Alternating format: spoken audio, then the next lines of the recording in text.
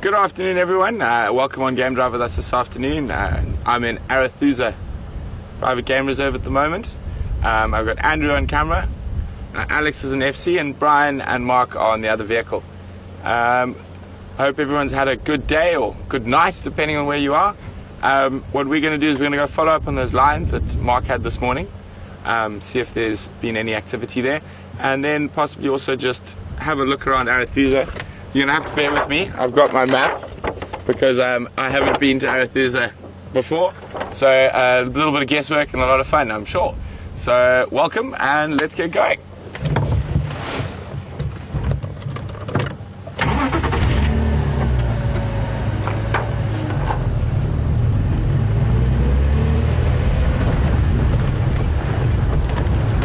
All right.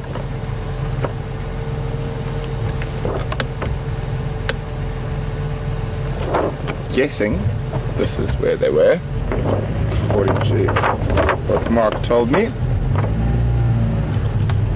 Does this look familiar, Andrew? Yes. Yep, right. Right? Yep. Yeah. And then just here somewhere? Yep.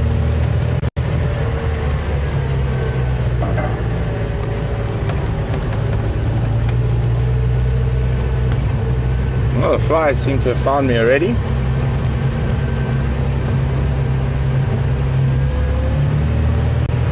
Here's that big marula.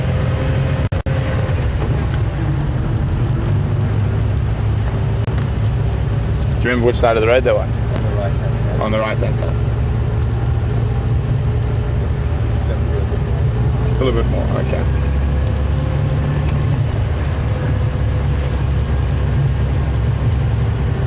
It's always fun exploring a new area. I love it. The best way to learn is to get lost. Figure out where you are.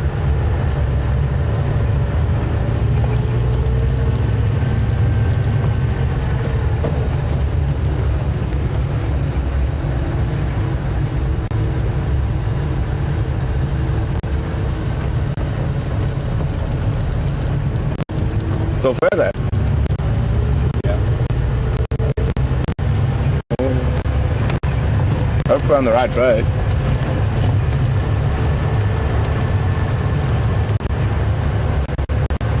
Nice.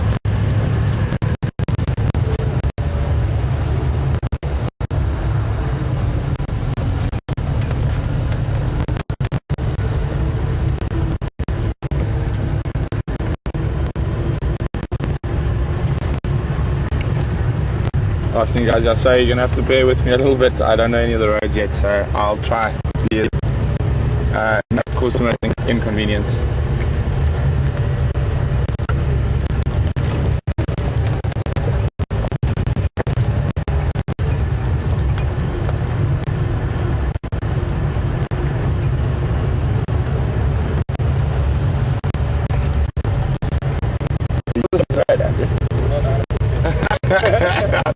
I'm not seeing any line drives.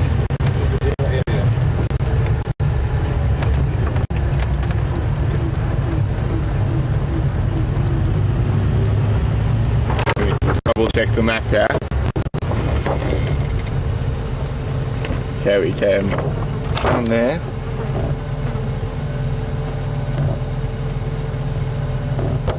I think we turned too early. I think it's the next road to the right.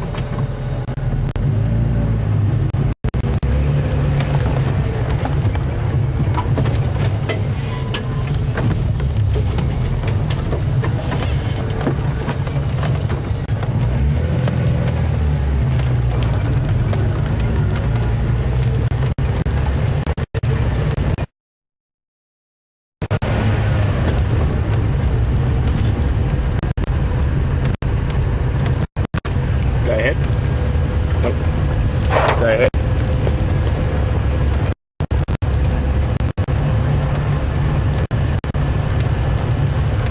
Sorry, Alex, just stand by one. Okay, go ahead.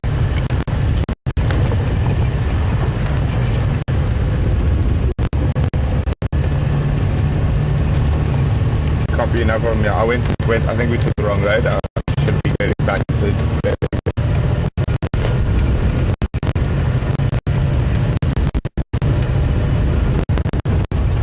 always fun trying to figure out where you are.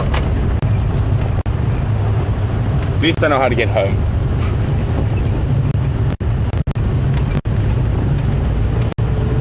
So I remember Mark mentioning a big marula at the fork of the roads, and there was no marula at this fork of the road. But this road's not on the map, Ben. And there's no tracks of vehicles going off of the line. Do they drive off to see the line? Yeah, a little bit. Okay. And it was much closer to the corner from what Mark explained to me, so I think this is the wrong road.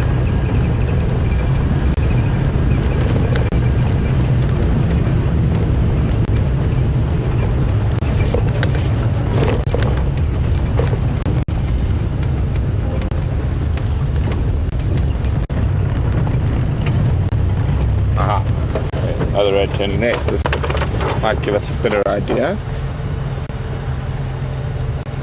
Yeah, I think that was definitely the wrong road.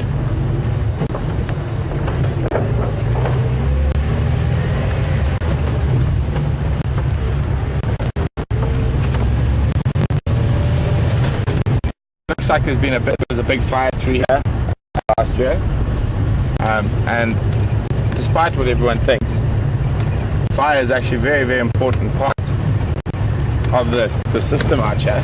Most of the African savannas and grasslands are fire climax biomes. A lot of the plant species and grass species actually need the fire to regenerate. And also what happens when the grass gets old, the animals actually stop feeding on it, and an animal can die in a field full of grass if the grass is old and unmanageable. Most people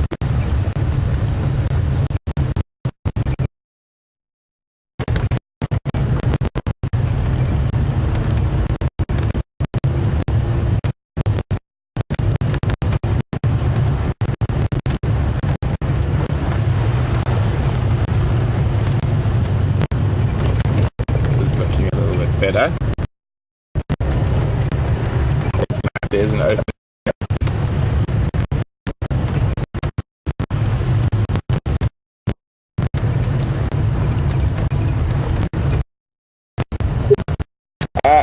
We're going through a bad signal area, so we're going to cut across until we can get to a signal area.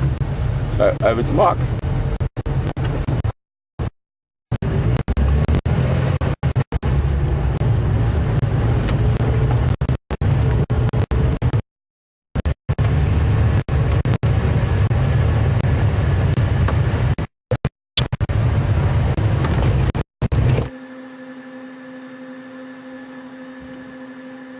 Hi everyone, and welcome to this side of Djuma. This is Mark and Brian on camera this afternoon. We seem to have lost signal from Brent and Andrew, so you're coming over to me. We're on Gari Katla, and I'm heading sort of to the north and to the east. I want to go up to Buffelshoek Dam. It's really, really hot afternoon, and I'm hoping that with this kind of weather, with this sort of humidity and things, that maybe some ellies are up there, because Buffelshoek Dam is the dam to be for ellies swimming.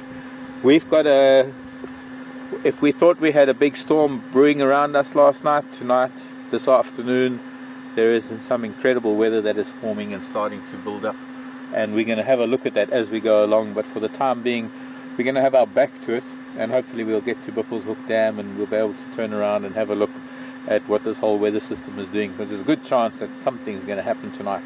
All of that rain and that big storm that we saw yesterday afternoon blew over us. We only caught the edge of it, but I believe that areas like Hoedspruit and Acornhoek, and going up into sort of the Klisseri Game Reserve, maybe the southern or the southwestern area of the Timbavati, Kapama, some of those areas might have got a good sprinkling of a bit of a rain, and it would have been good for them. Unfortunately, the amount of rain probably wasn't really that great. It was only maybe 15, maybe 20 millimeters, which is maybe, what's that, like 3/4 to 5/8 of an inch. I don't know why even have such fractions, but in terms of the metric system, about 15 to 20 millimeters. I'd like to hear from any of our viewers who are in the area that maybe they measured the rain, but we only got a few sprinklings. And this afternoon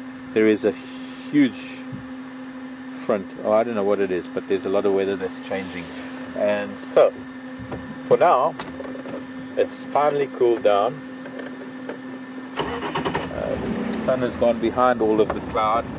Forgot to mention, yes, that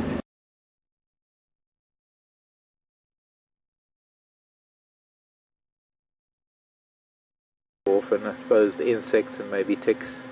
Funny enough, Andrew asked me this morning when we were on drive, when Andrew was on camera with me, Andrew asked me, how many ticks do these animals eat, the herbivores? Because it's the nature of ticks to sit on the grasses, so I assume that inadvertently some of them must be consumed. But well, ellies mostly, when they're eating stuff, they tend to shake it a lot, either to get the sand off of the roots or to get the dry stuff off of the heads.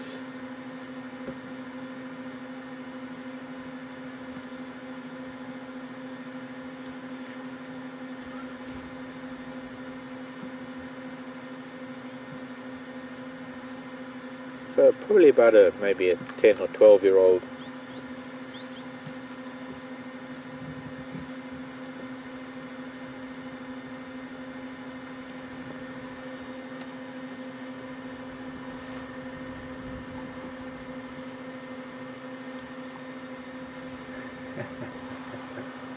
Yeah, well,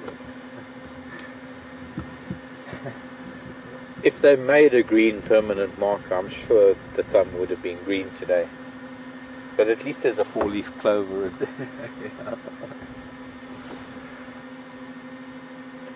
Happy St. Paddy's Day, everybody. It's almost like a Sunday, an extra Sunday in the middle of the week for the whole world. I heard a branch snap off to our left, so there are more elephant off to our left. I guess we must have missed them. They must have been at Gowrie Dam, Djuma Waterhole earlier today, and it's kind of the norm that when they get to Gowrie Dam, after Gowrie Dam, they head sort of east from there, come through this big block, and then come out onto Gowrie Cut Line into the drainage line. It's not a hard and fast rule, but generally this is sort of the route that they take. And I can see that this Ellie's had some water today, and a little bit of a sand bath too. But she's also been stressing a bit. There's a bit of a leak from her temporal glands.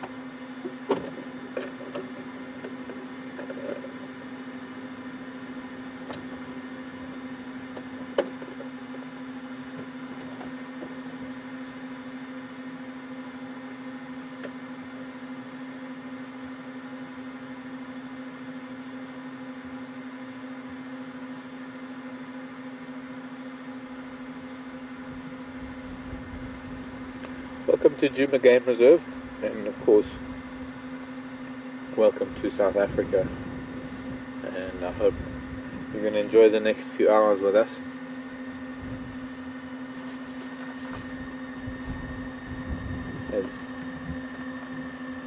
there are likely to be some new viewers. I hope there's some new viewers with us this afternoon. We are not in a zoo, we are not in a park, we are not in a controlled environment. We are in the wild of Africa. Millions and millions of acres of some of the most wonderful wildlife that you will encounter anywhere on the continent. Perhaps not in the same numbers because the habitat is different, and it is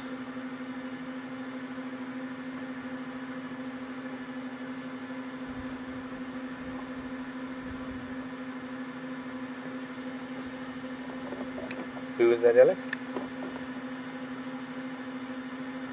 Oh, Ray. Hi, Ray. Saying that there are some pretty heavy storm cells northwest of us and some south of Nelspruit. We'll see what this is going to do, because there's a big storm cell. Just the one that we're seeing now is probably the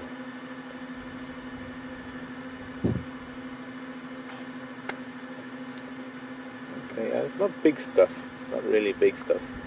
Hazy Viru recorded only 2 millimeters. It only began around Hazy View, which is south of us. The bulk of the storm only started unleashing when it came past west of the Sabi Sand, probably over Acorn Hook and Hoedspruit, and going up along the mountains to the northwest.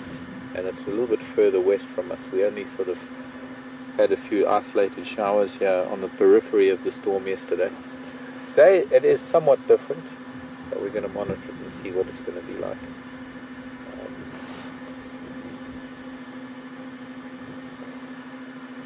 It's a lot bigger and a lot grayer.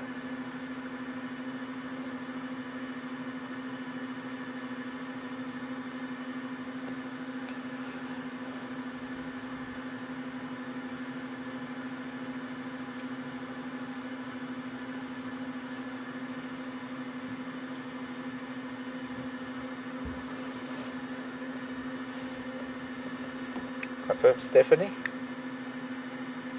Oh, Destiny!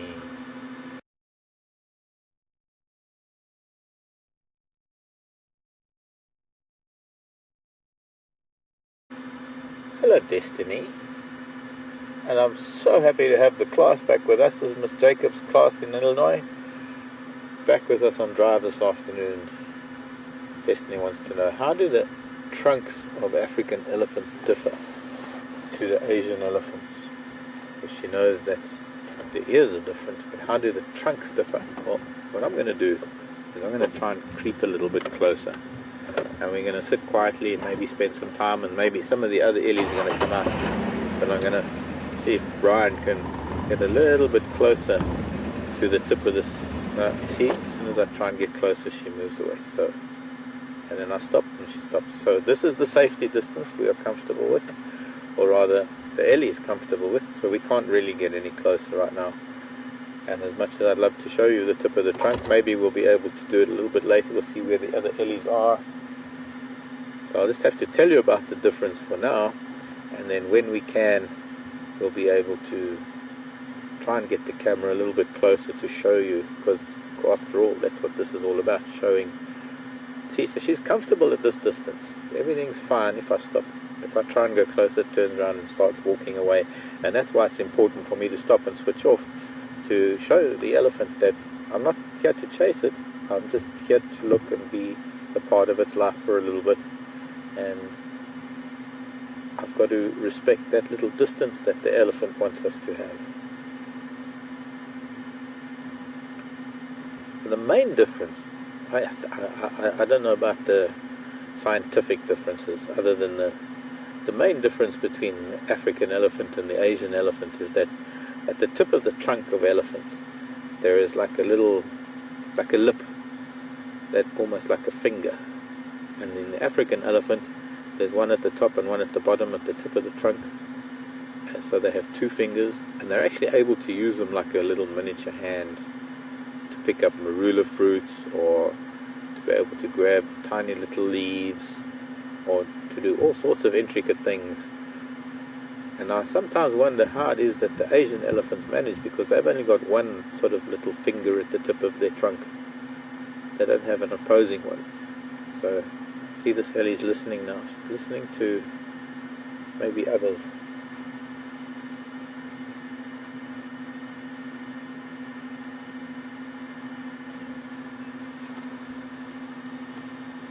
Every now and then it becomes a little confused, but I'm still not really convinced it's a little girl. It's quite a sharp forehead. I think it's a little girl.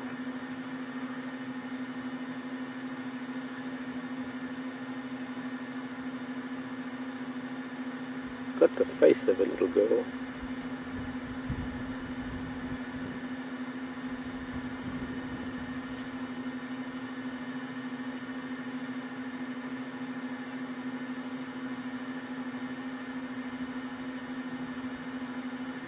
The air that is displaced by the ears moving over the body, what it is if we get to see, if we're lucky enough, we'll get to see behind the ears of an ellie.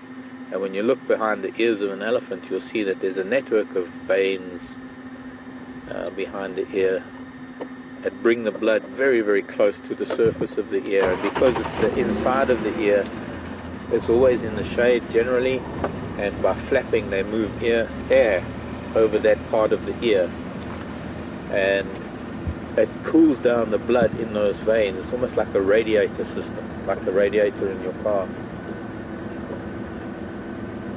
And that air moving over all of the network of veins helps cool their blood down, and that cools them down more than the air that is displaced by washing over their ears, or rather washing over their body. Here comes another female now.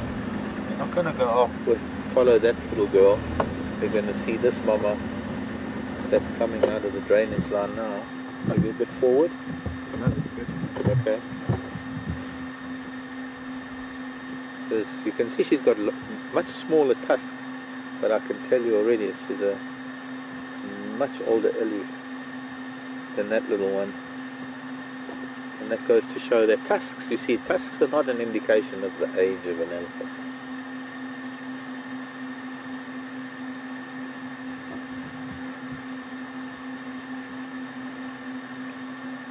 Elephant tusks are the same as our two front teeth, those two big teeth in the front of our mouth, the incisors.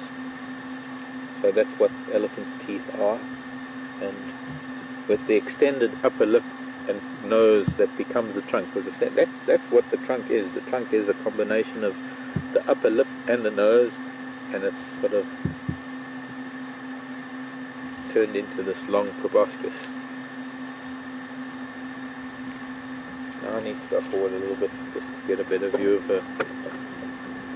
So there's clearly a family that are moving through here.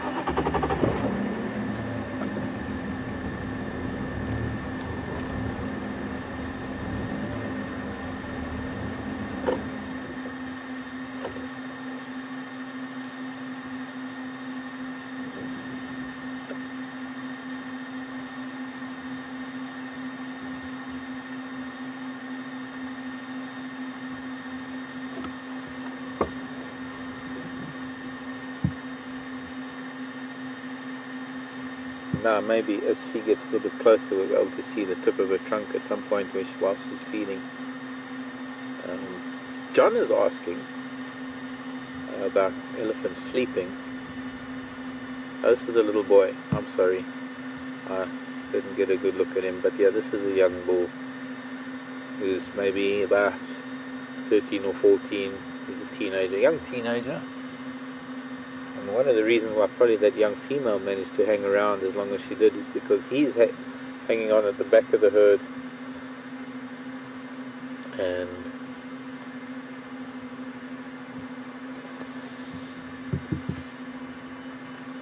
he's probably just tagging along at the back of the herd, reaching an age where he's going to be leaving the herd soon.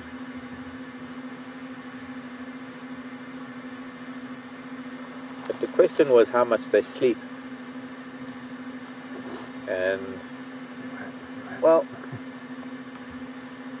mostly when they nap standing up. But it's, well, I'm trying not to use the word, the dreaded word with the D. It depends. But yes, it does. I'm sorry, I have to use it. Start the bingo, go ahead. It depends. It depends on the age of the ellie, it depends on so many things. Generally speaking, adult elephants don't really sleep for very long. They nap for short periods of time, and very, very few adult elephants are able to lie down and sleep. For most elephants, it doesn't really matter how old they are, their nap times are very, very short. So they're awake for most of the time. When they do nap, it's very short naps, and you will find that youngsters will lie down and they'll go to sleep. The younger the child, the longer it's likely to lie down and actually go into a deep sleep, as opposed to an adult that's kind of nap standing up. They lock their limbs, their elbows and their knees, and they sort of, the trunk gets very limp and hangs on the ground and their heads droop.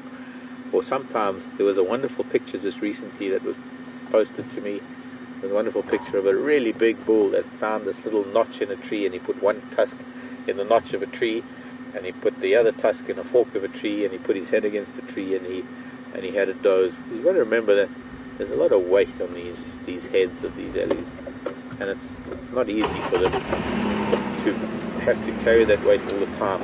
Of course, the muscles and the tendons in their neck and their neck muscles that reach up to the nuchal muscle between the shoulders, of course that helps hold up the head, but it can be very tiring for some of the bigger elephants with bigger tusks to have to hold their heads up all the time. And sometimes they do seek a particular shaped tree to be able to rest their tusks in so that they can go to sleep better for a short period of time. However, it's not always that elephants are going to sleep standing up. Sometimes there's circumstances where they are able to, and that was just a little bit of body language he was telling me. But there are times when elephants, especially adults, are able to lie down. Sometimes in water they can lie down, and sometimes they can have a nap in a mud wallow or soft sand, perhaps. Almost, you sometimes get areas where it's almost like beach sand, especially down in some of the riverbeds, and where I've lived in Botswana and in Tanzania. But there are also times when they find a nice soft spot against a termite mound that's almost like a 45-degree angle, where they can rest their bodies at a slight angle. And what that does is it allows them to take the weight off of their legs for short periods of time. But there's one thing that is very important to remember about elephants, is that when you're an adult elephant, to be on the ground in an uncomfortable position, if you can't move, the weight of your body can put too much pressure on the internal organs, on your lungs, on your liver, on your kidneys. And so lying down for adult elephants is not always very comfortable unless they can find a very special place to be able to do so.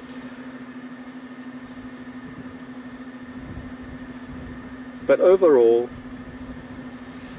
we tend to gauge everything on a par with us humans. It seems that we are the starting point of everything, or the milepost, the milestone, the pigeonhole, whatever you want to call it.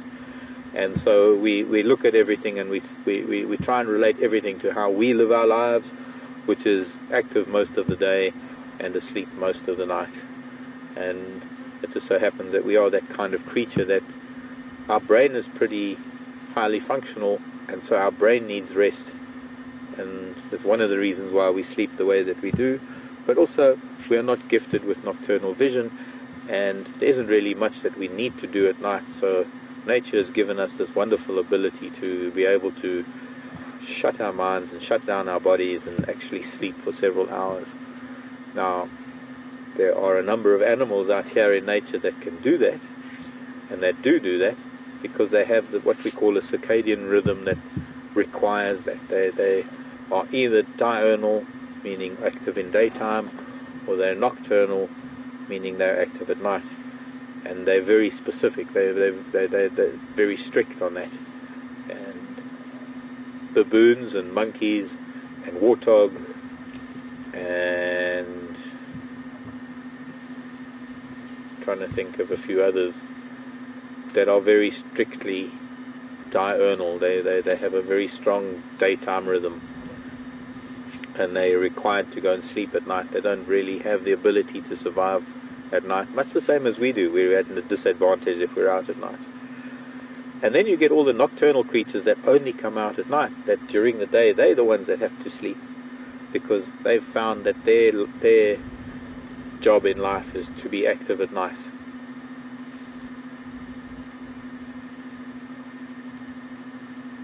So they sleep during the day. But for most animals that we see, all of the herbivores, which have become all of the prey species, including the elephant and the rhino and the hippo and the giraffe and the zebra, they, for a couple of reasons, they are always active, and they only sleep or they only rest for a few minutes at a time, maybe 15 minutes at a time. They rest. For a lot of these animals, they actually don't sleep much at all because they don't need to. Nature has given them a body that doesn't need several hours of sleep. It's like he's having a bit of a scratch by walking over the bush the way he is. Yeah, probably ticks or something underneath on the, in the folds of his inner thighs. The itches there. You can see how he's trying to scratch with his left back leg there. So using bushes to try and dislodge maybe ticks or something.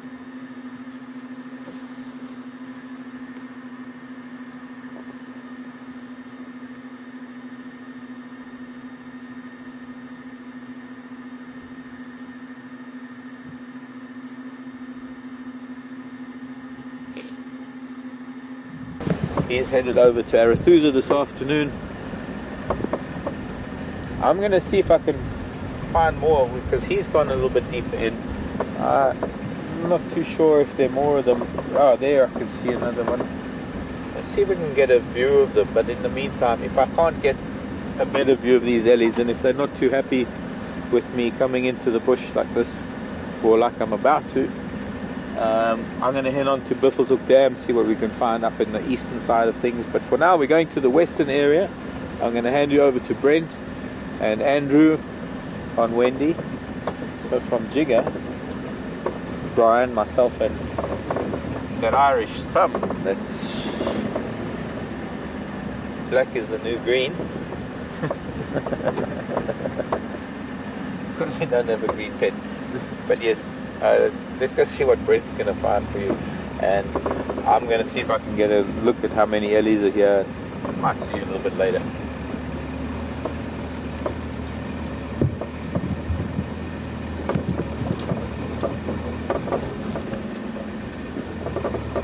Move forward.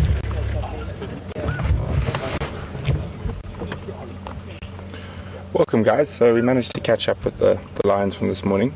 They've probably moved only about 10 meters from where they were last seen. As you can see, very, very flat cats. Quite interesting, there's two Styx lionesses. I used to see their grandmothers many years ago in the southern Sabi Sands from time to time, or the southeastern Sabi Sands.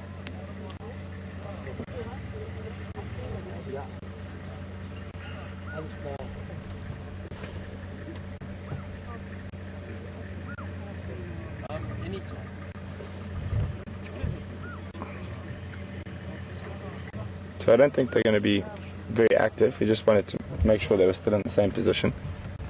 And we'll just spend a few minutes here, and then I think we'll move out. There's quite a lot of other vehicles that are also making their way here. So we'll try catch up again with them a bit later, but we'll stay for 5-10 minutes. I don't think there's going to be too much action at this moment. I think they're going to be flat cats.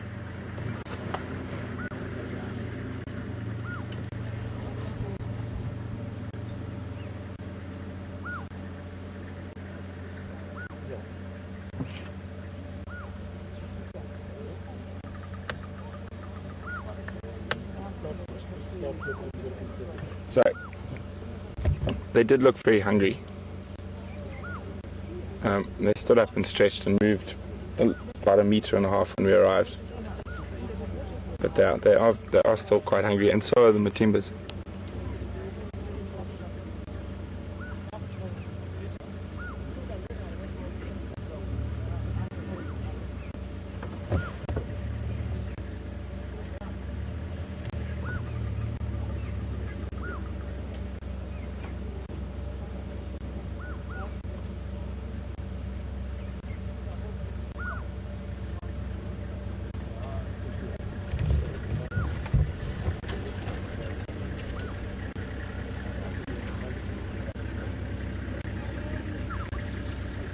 It's always nice to see lions even when they are sleeping.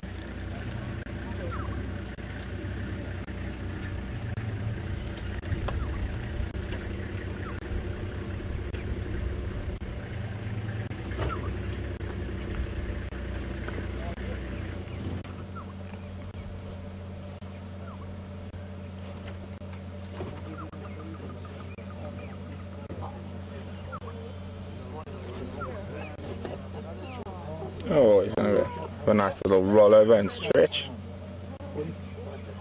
So I'm sure you've heard me say that the lions do that quite often because they get hot and the patch of ground they've been lying on gets a bit warm, so they'll roll over for a cooler patch.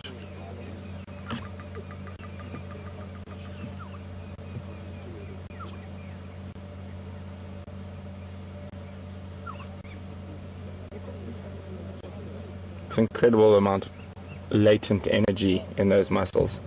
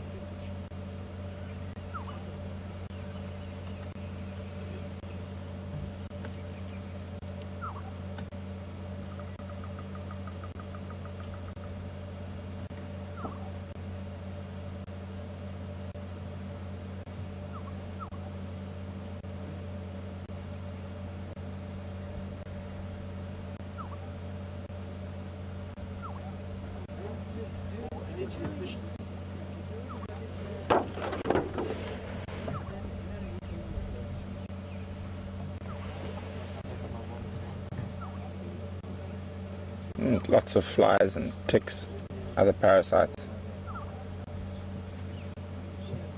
Smelly lions.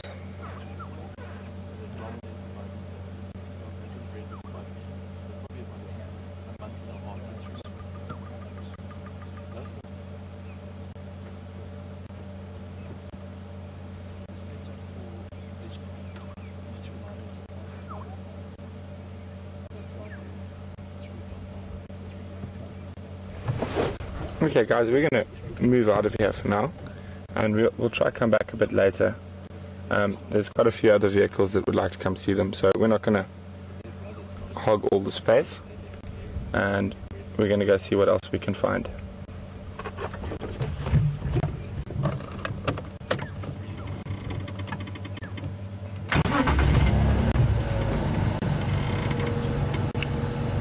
Leaving 2 stations with Zingara, space 41.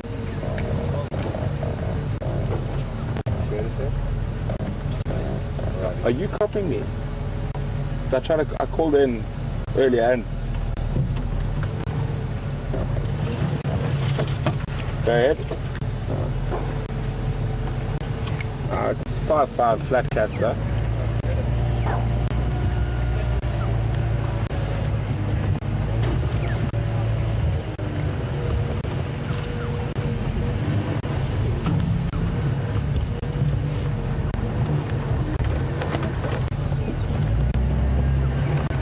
So, who's ready to go exploring? Always fun to explore new areas.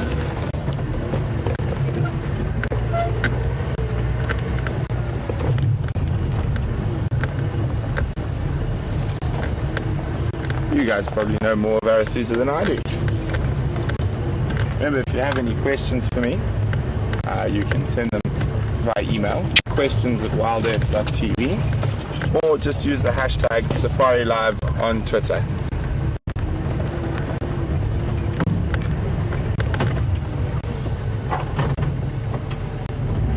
Okay.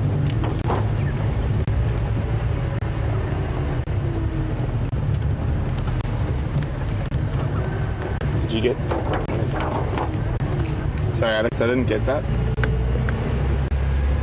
Something bouncing around.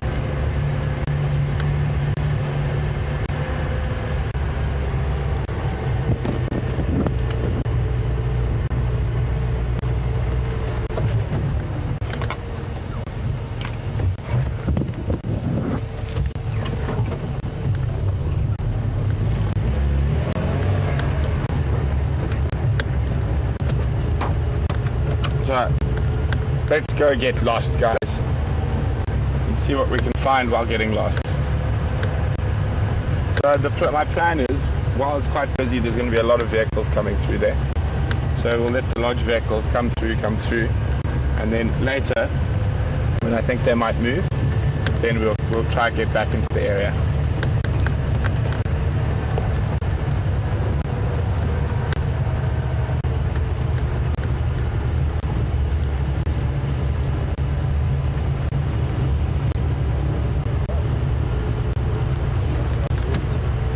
We can't see anything or hear anything.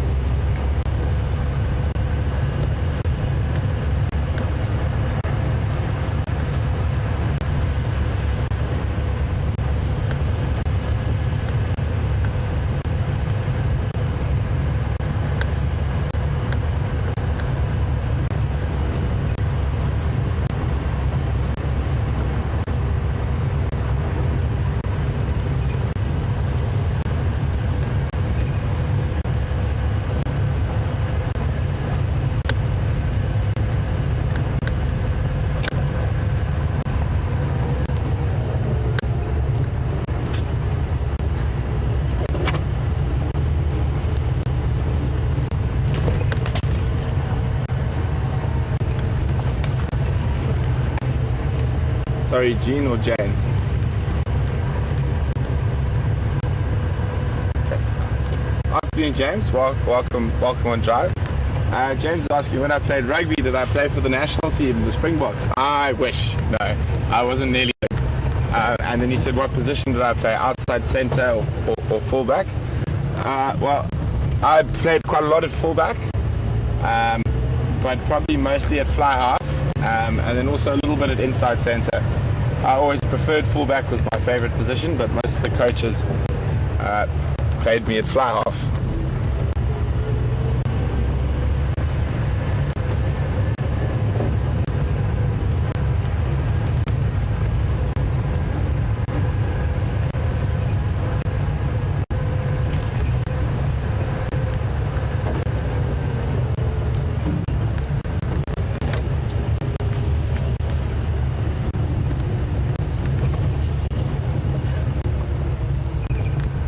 Asking that saying that the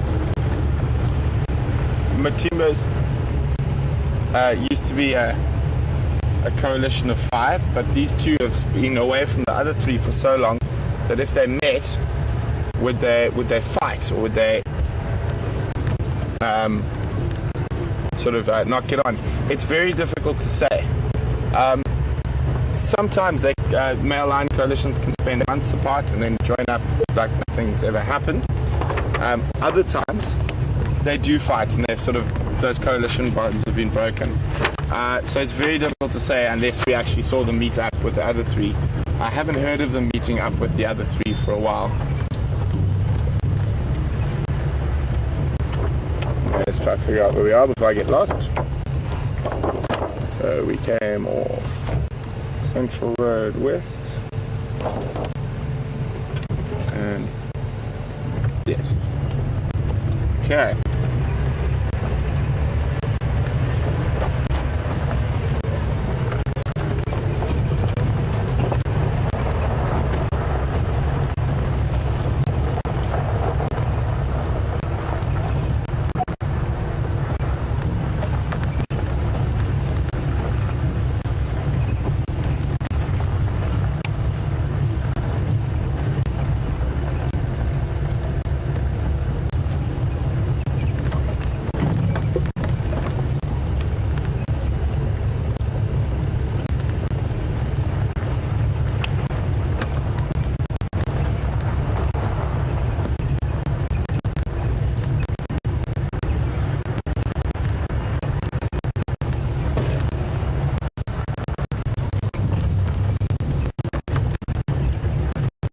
flies must like what you do.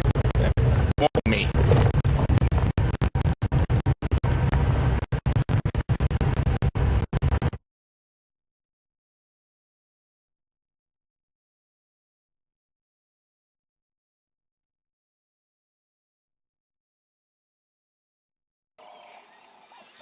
I want to show you something, and it'll be easier to move the vehicle than to swing the camera around at that angle. So, got some beautiful. This is the northwest that we're seeing some beautiful blue sky right now, and it's possibly the only. There we go, patch of blue sky.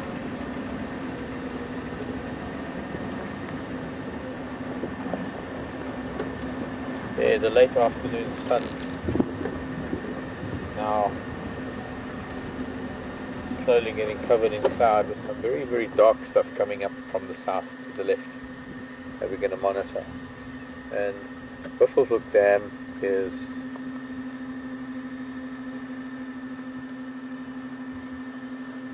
just a dam at the moment.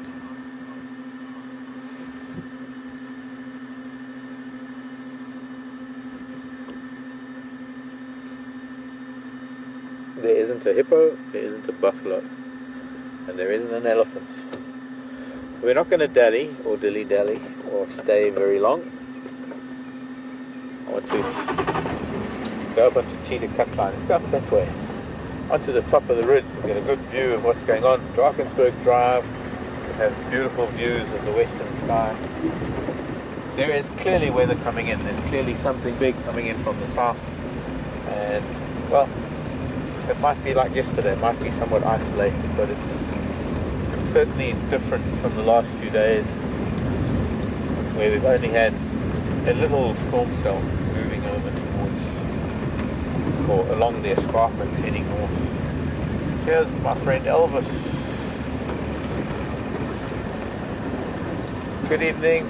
Hi, Matt. Hello Elvis. How are you? It's very good, and you, but Good, man. good. What's some Yamazan? Okay, there's someone drove on Gary Cutline. Small Shumbi that was there heading north towards Arathusa Cutline, I think. Yeah. Otherwise, I'm Nashida. Have a lovely afternoon, everyone.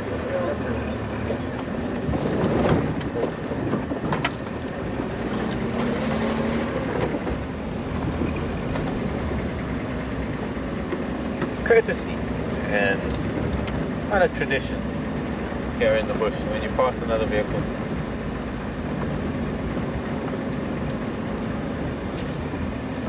Geomagnetic storms, solar flares.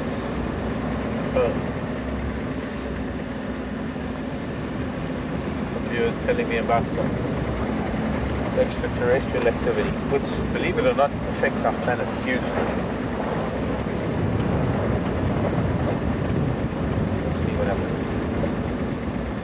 There's not very much. I can even see a little bit of pink in the very, very southern sky, which means that this isn't that extensive. It might just be a large cell that's very, very high.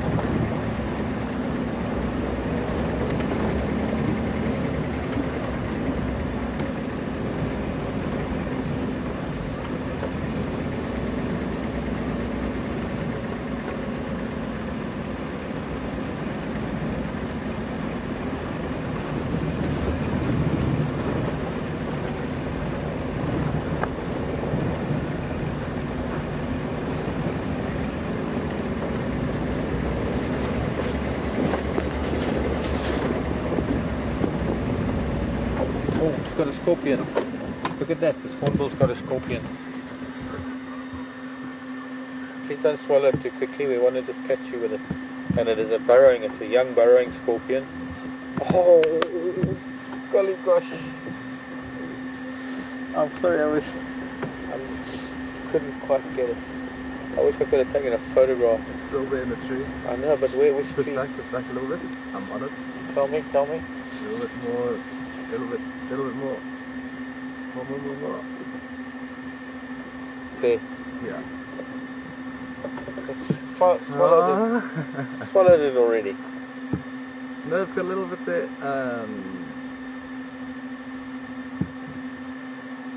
Oh, that's, I was looking at the other one.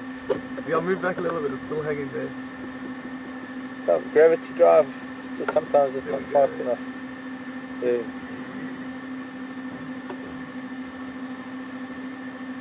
Softening it, pulverizing the scorpion. You can see a very, very thin tail on that scorpion and rather large pinches. And it's going to be a little bit big, but swallowed it.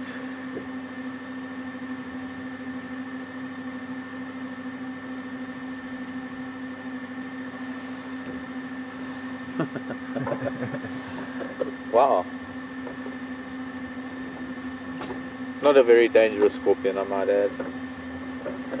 But I don't think it would have really mattered. I don't think a scorpion can sting a hornbill on the beak. The bull. Is it a bull or a beak?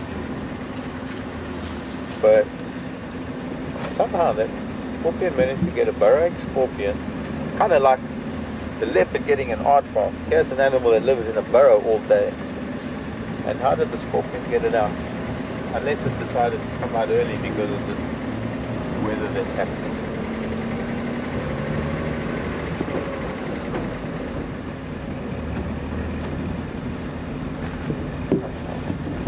Sometimes things happen a little bit too fast for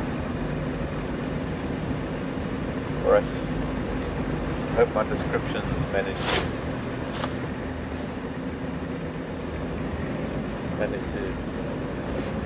offer a poor substitute.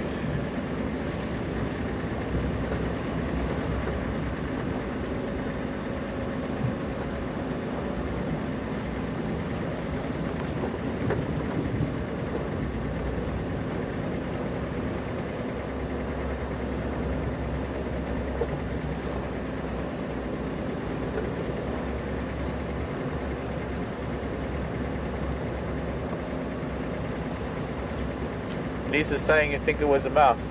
Well, no, it wasn't a mouse. I promise you it was a scorpion. Unfortunately, I didn't get a picture. I didn't get my camera out in time. But it was definitely a scorpion. I had it right next to me, and then I stopped. You see, I've got to stop in a way that I've got to calculate the angle between me and the branch that's in front of it and Brian on the camera. And I guess I didn't go back in time so that we could get clear of those branches that were, or those leaves that were in front of it. I'll certainly try it better next time. Hello, little family of francolins.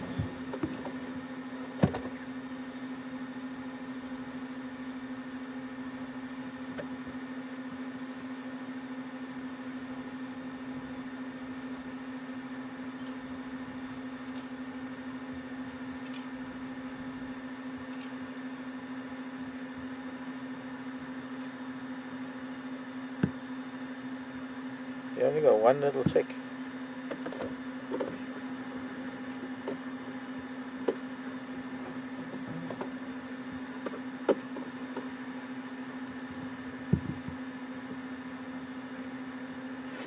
Hilda's in Belgium. Oh, there's more of the family deeper in underneath the spike thorn. Hilda, hello Hilda. What is the reason we don't see oxpeckers on elephants? I think probably mostly because that trunk of an elephant has the ability to throw things very accurately at any point on its body. And an elephant, especially elephants that have become quite dexterous with their trunks, they're able to scoop up sand, and if they want sand on their left shoulder, they can throw it over their head and it'll land on their left shoulder. If they want sand over the rump, they can scoop up sand. They can do the same with mud. They can do the same with water. When your life revolves around one appendage that acts as everything: the straw, the smell, the taste, well, I suppose there's a certain amount of taste, the feeling, the hands.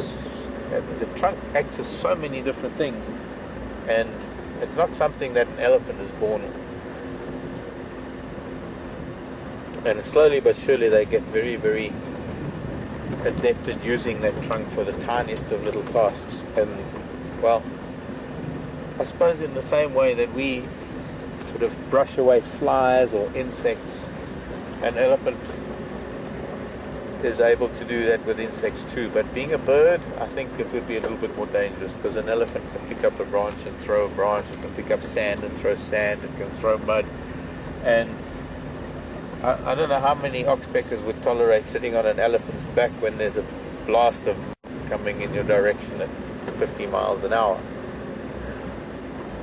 So I think it's probably that. I think it's probably because there is too much dexterity in the animal, much the same way as you won't find anything coming close to us because of our hands and our... Maybe I'm just guessing, but that's what I think. I don't think there's been any scientific study, or I don't think there's any definitive reason why, but I would imagine that's one of the reasons why. That oxpecker's just a little bit too hesitant of all that, with the ear flapping, those big ears. Can you imagine an oxpecker getting caught in between, well, like they pick in the ears of buffalo and things. Imagine an oxpecker caught behind the ear of an elephant. I mean, it would become a flat oxpecker. And the trunk, and all it can do. So those are the reasons why I think so. On the other hand, we haven't really seen it here, and I don't know if we will, but in East Africa, very often I've seen elephants with egrets on their backs.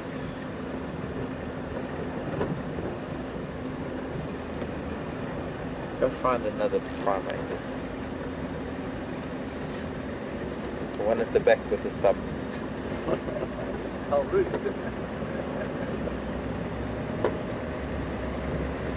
Oh, it's dark down there. I think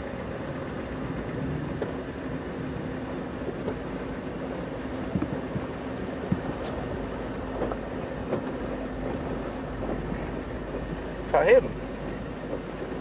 Salam. Fahim's here in South Africa.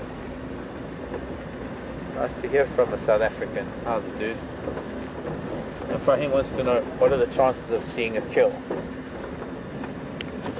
Well, we just kind of almost saw a kill. We had a hornbill killing a scorpion, burrowing scorpion at that. Tortoise tracks. But when we're with a predator, there's always a good chance. Of course, it is not a sure thing that when a predator goes for a hunt that it's going to make a kill. It's not. It wouldn't be good. It wouldn't be. It wouldn't work. It would be too much of an imbalance, I guess. If every time a lion or a leopard or a cheetah or a jackal or a hyena, whatever it might be, whatever time they went out for a hunt, that every time they went hunting they caught something, because then nothing would be left. So there has to be a criteria that not only ensures that the fittest of the hunters are the one that survives by having a low success rate at hunting, so that they've got to be able to really push it. And so the strongest of that's a method of the Camargue in France, I think, even.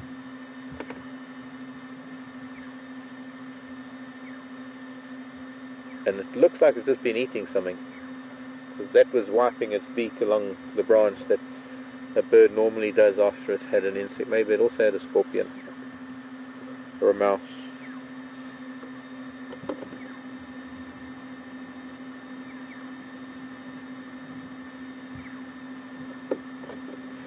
So I think Brent's got something for you to see. I'm heading up to Buffalo Cutline via Cheetah Cutline, and I'll see you a little bit later. So in the meantime, enjoy Brent and Andrew, see what they can show you.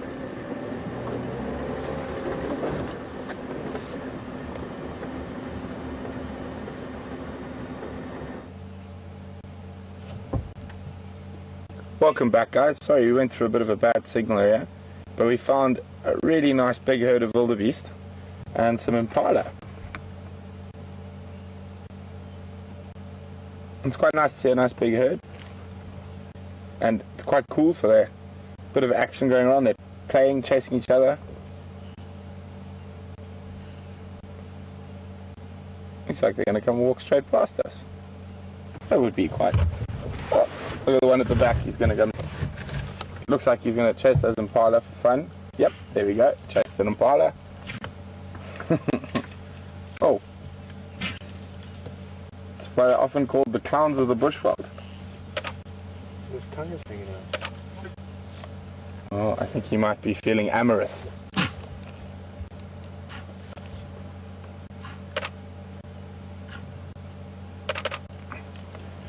So wildebeest often snort and flick their nose. Oh, now the impala are playing as well. Djuma joining in the game.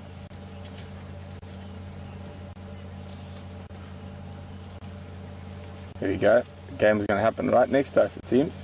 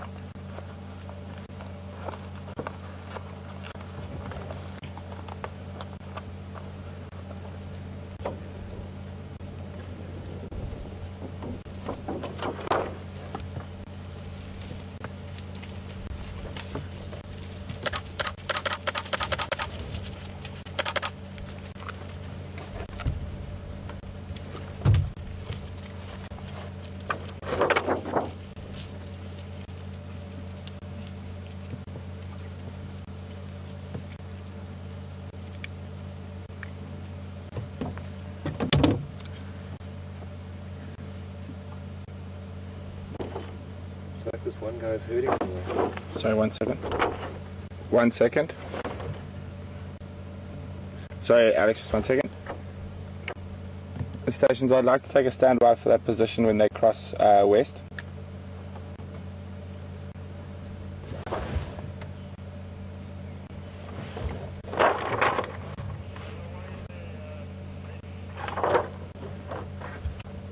Copy, thanks very much. There we go, just onto the impala quickly here. They're playing, chasing each other around in circles.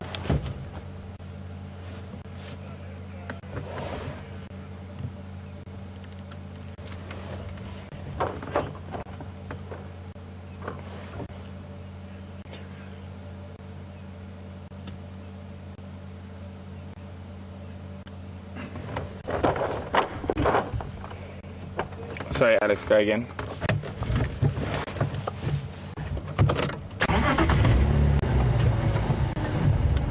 Good afternoon, John from Connecticut. John would like to know how far the herd is from the Lion Pride. They are quite far, John.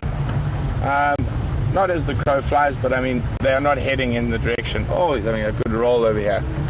They're not heading in the same direction as the lions at the moment.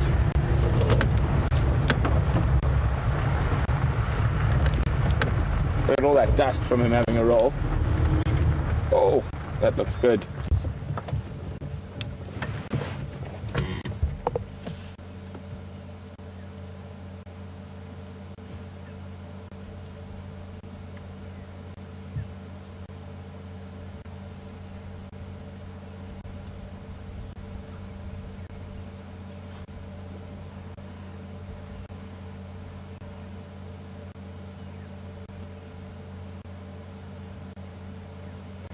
Good afternoon, Sarah from Washington. Sarah would like to know what's the difference between the wildebeest that we see here and the ones that are part of the Great Migration. Well, very, very little, Sarah. The main difference physically is that they have a white beard and a white tail, as opposed to a black beard and black tail like these ones.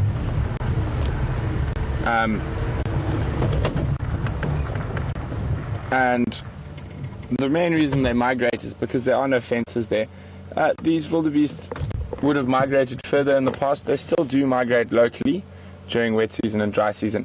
Just in terms of the bush here, you're never going to have as much because you don't have as much grassland and as they're grazers, so they don't need to migrate as far. Yeah, we're going to leave them be. We're going to go have a quick look on the airstrip. and see what else is there.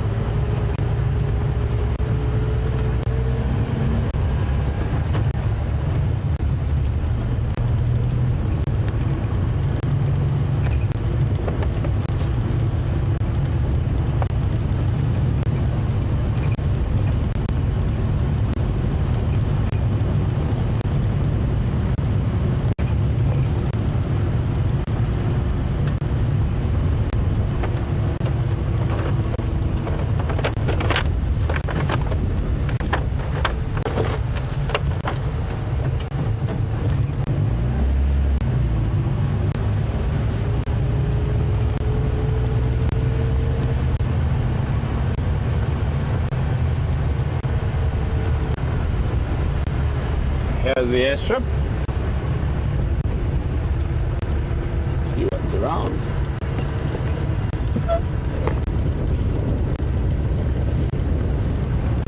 Not much that side. We'll go check the other end.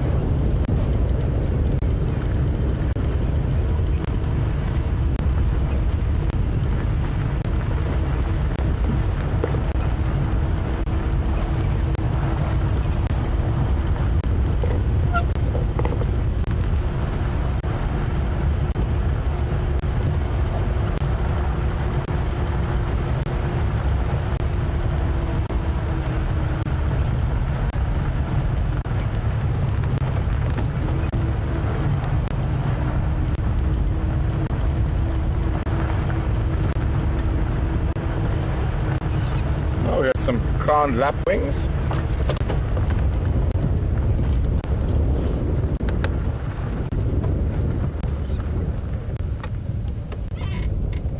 You often find them where there's short grass.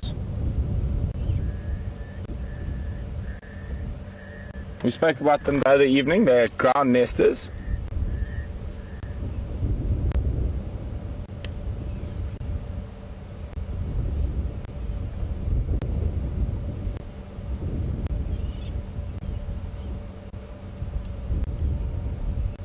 Very pretty birds.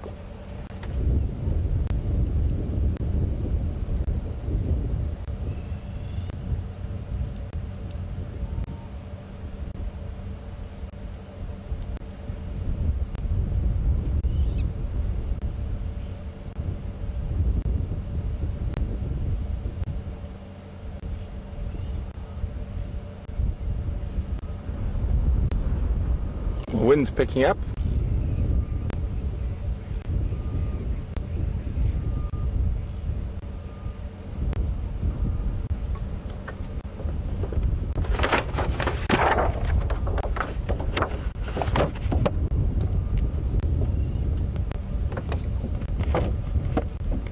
Standing by.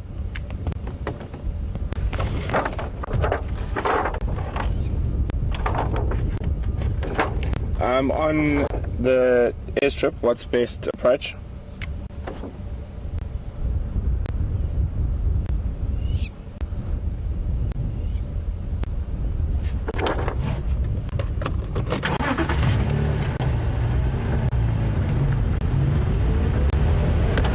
Copy, thanks very much. We'll be there shortly.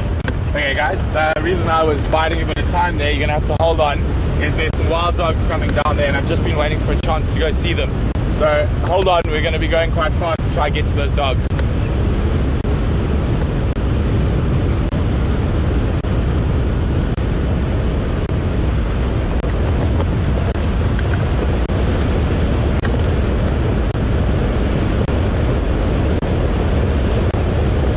It looks like they're heading south.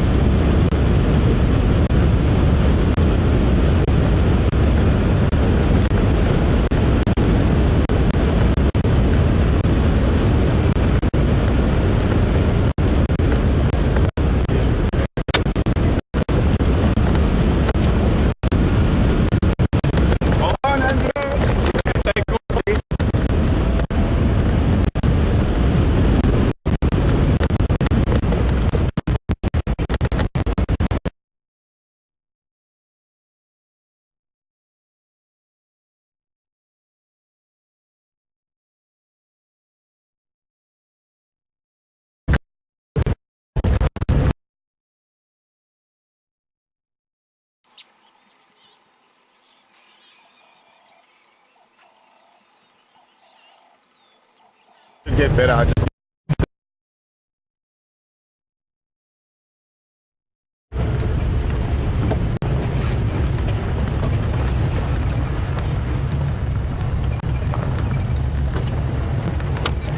there they are.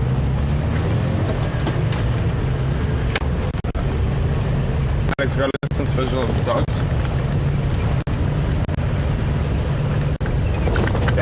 Okay guys, I can just see the wild dogs running down the road towards us up ahead quite far, but we're going to get there as soon as possible. And as everyone knows, this is my field, so I'm very excited. I haven't seen them for a while, since that day Scott and I followed them.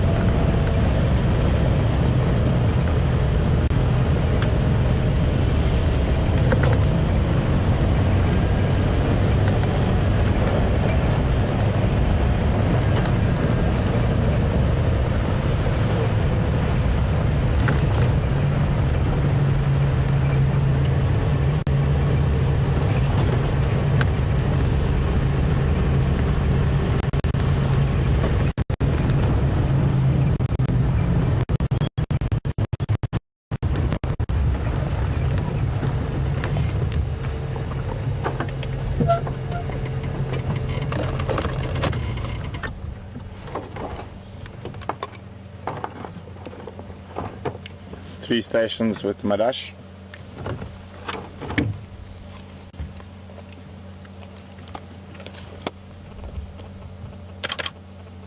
There we go guys, the dogs are going to run down the road right towards us. Hopefully they don't turn off before they get to us. I can't see which pack this is yet, but it looked like there were more than 8 individuals, so this could be the half-tail pack. I'm not 100% sure yet though. We'll have to wait till they get closer.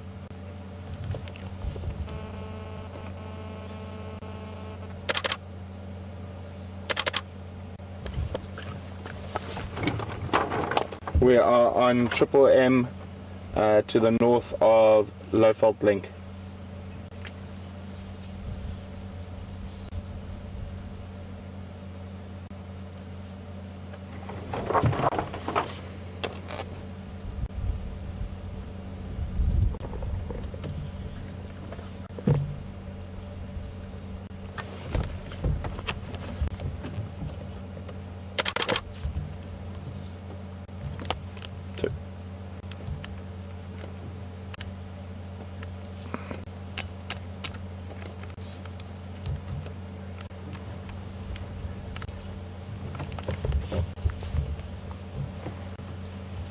Here they come.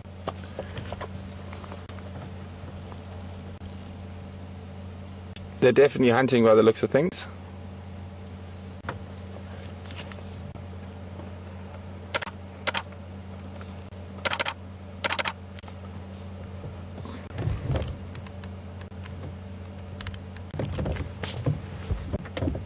Oh, isn't that wonderful?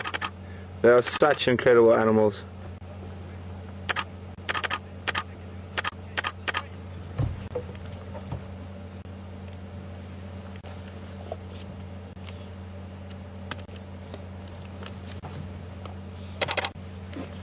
I've heard something to our left. I can't see anything.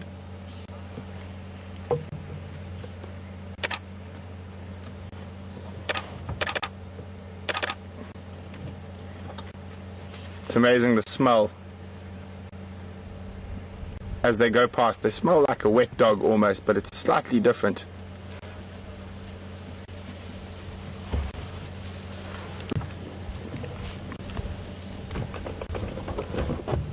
These are two, there's definitely last year's babies in front of us now.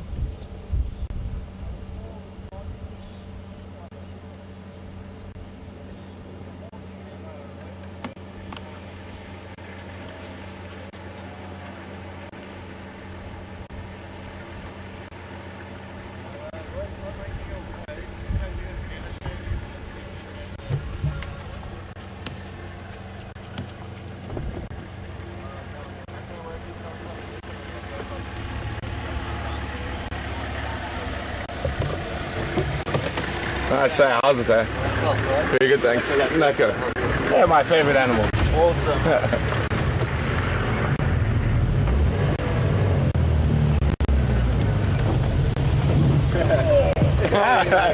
Best animals in the world.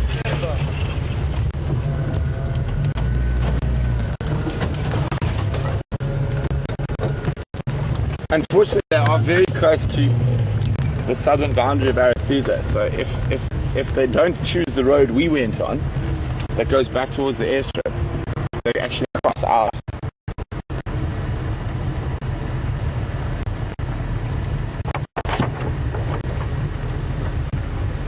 But there is a lot of people trying to get into the sighting, so we were the last to arrive, so once these two move out, then we will move out as well, just to give everyone a chance. I know it breaks my heart, but we have to be fair and let everyone get a chance to see them.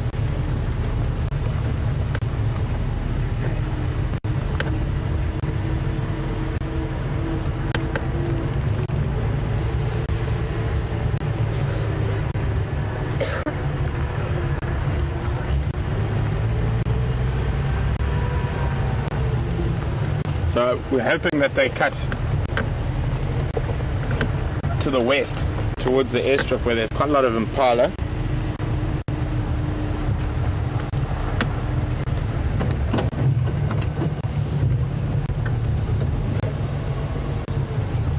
There's that very distinct smell again I was talking about. You can actually smell an area where wild dogs have passed.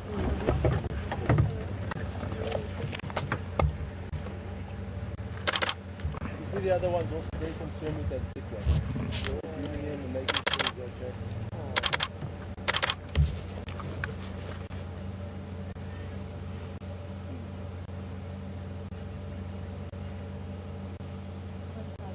So this does look like that Investec pack, the same pack we were following with Scott about 2 weeks ago.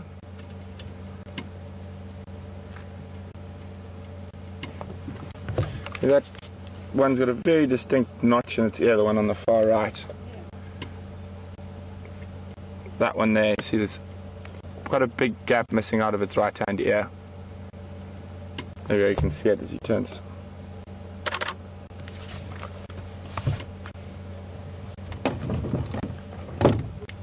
Go for Sean.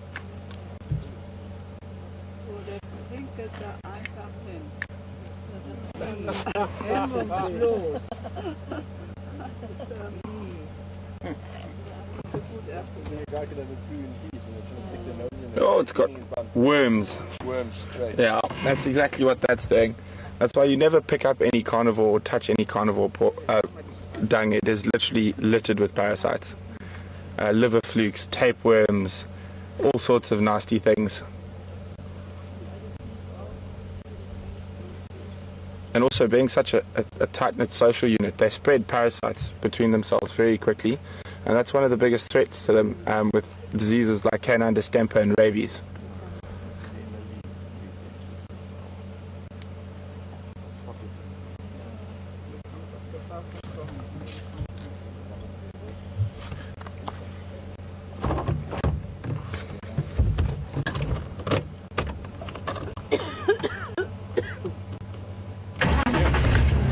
More? We'll take turns.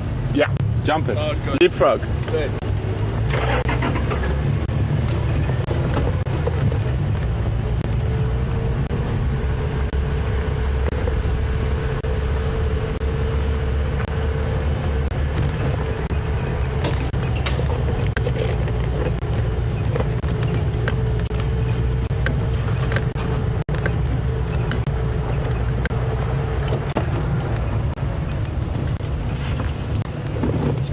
What we're talking about there, Sean, now we're talking about is that we're going to keep swapping who's in the front, so everyone gets a chance to follow them. The one at the behind looks very weak. Yeah, it is looking very ill. It is one of last year's babies as well.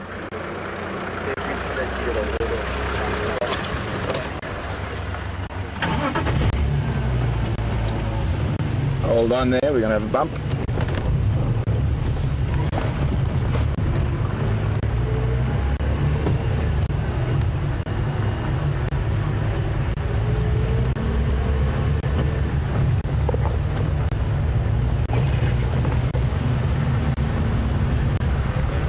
Afternoon.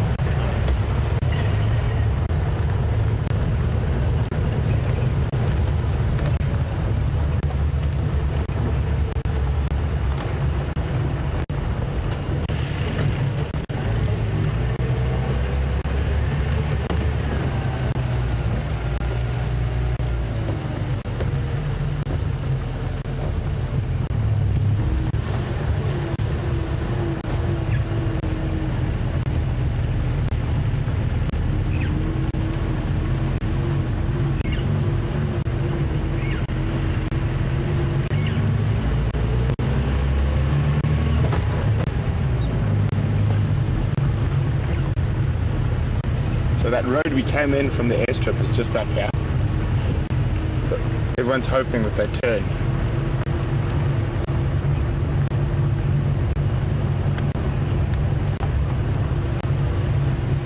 Oh, that looked good. I think I saw a dog turn down that road.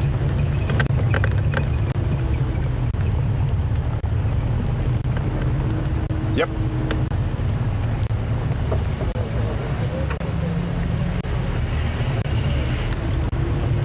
Sean coming. There's a big herd of marla at the southern end of the strip.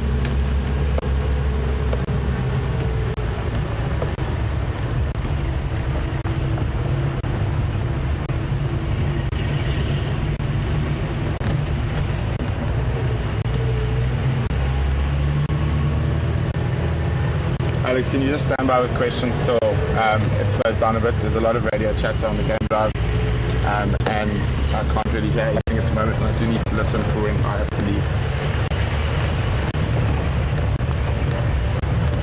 Copy, thanks. So there was a lot of impala when we were speeding towards them.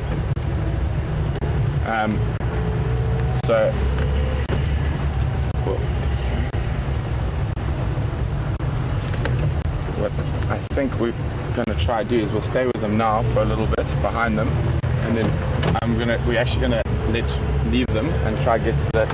Yeah, we'll stay behind them. The other vehicles are trying to get around to where the airstrip is, where the impala might be.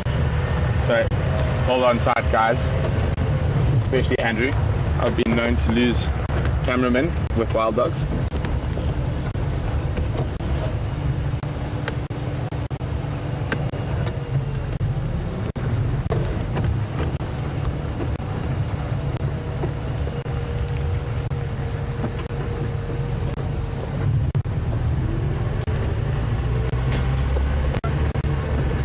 Just over that ridge where the front dogs are with impala.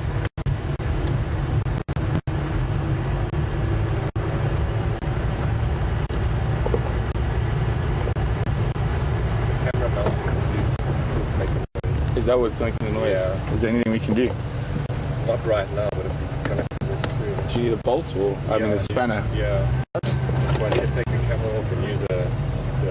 Okay, well let's just wait till we're finished with the dogs.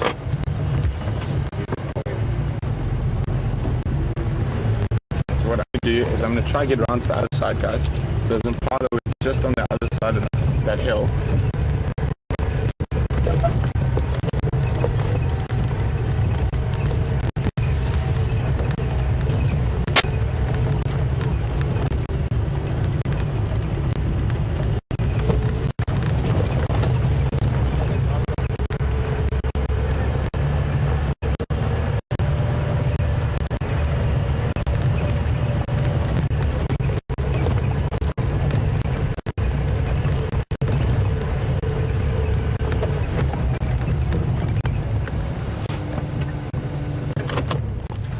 You're just going to stand by here. The impala were off that way. Can't see them now, but when we drove past, they were all in that area there.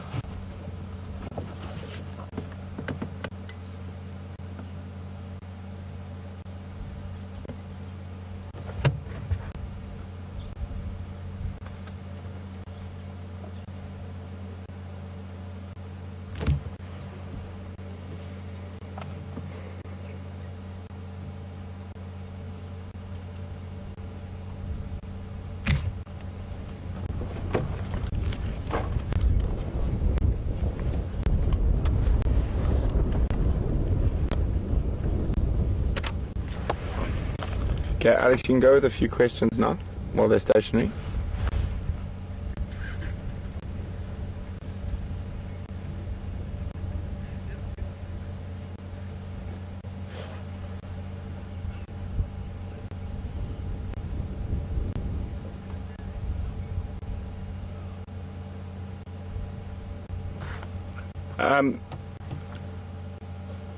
Good afternoon, Sandy and Diane. We've got two questions here.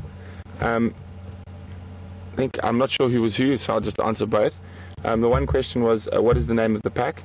As far as I know from my friend who works at the Endangered Wildlife Trust, this is called the Investec pack. It's a splinter from a bigger pack that is funded by the Investec private bank. They funded the collars and monitoring of the pack. And the other pack is called the half-tail pack.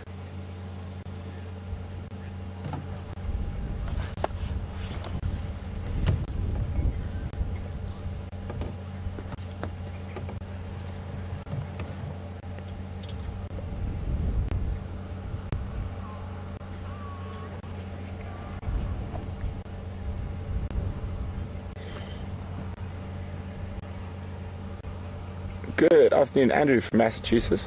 Andrew would like to know that if the one dog is sick, what are the chances of the rest of the dogs, Angela, the other dogs killing the sick one? Almost zero. Wild dogs are very different like that, so what will happen is that they will actually try to look after it and get it better. The wild dog, the way they operate as a pack, they're very, very close pack, and very, very tight social structure. So they'll actually try to look after that animal rather than anything else.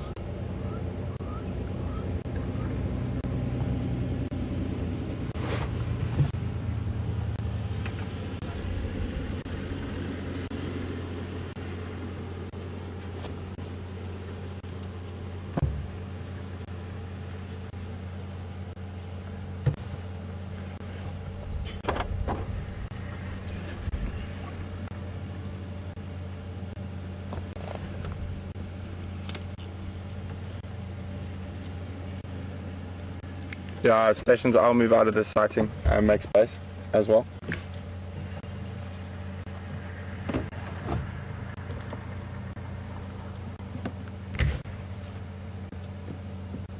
Sorry guys, the southern side of the strip is our our boundary, and they've gone south. So unfortunately, that's the end.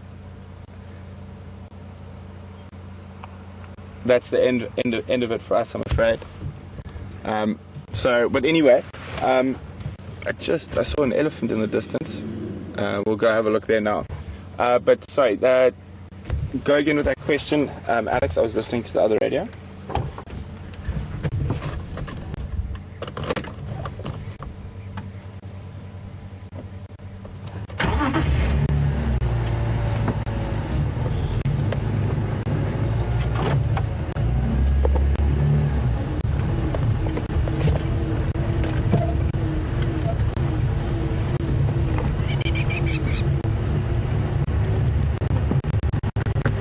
Good evening, Andreen, from South Carolina.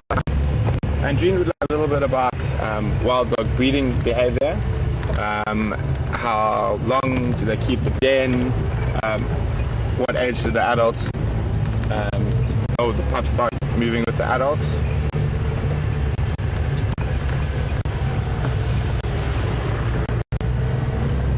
Sorry, just another vehicle coming past. That's hello. Andrew, they've got there's a big herd of wildebeest as well in front of us. They've got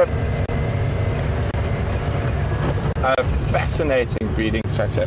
So only the alpha pair breeds, although there's been one or two occasions where a beta female has bred, and normally then the alpha female will kill the pups, but there's one occasion I know of in northern Botswana where the alpha and beta female bred and all pups survive. They do have quite a specific breeding season. So we are in March. So they start March, April. I'm getting confused here. Yeah, about April, May, they start looking for potential den sites. The alpha female would already be pregnant by this stage.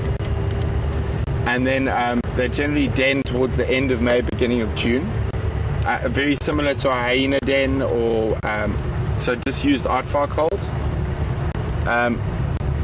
And then they will have a few den sites like hyenas in that area that they will move between if the parasites like fleas and stuff get too bad. And sorry guys, lots of talking on the radio. I'm just going to turn it down a bit. So what happens there is that then the alpha pair of the breeders, and they're sort of the leaders of the pack, And then the rest of the pack, their whole existence is about looking after the youngsters. They are one of the only animals, apart from human beings, that put the young at top of the sort of social hierarchy. So the babies are the most important things, and the adults will go out, kill, and come back and regurgitate. And every member of the pack, their main job is to ensure the survival of the youngsters. They do have a very high mortality rate, though, which is one of the reasons they breed. And sometimes you can have up to 15 or 20 pups in a single litter. Normally it's closer to between sort of 5 and 10, but it's because they have such a high mortality rate, probably close to 70-75% depending on the area.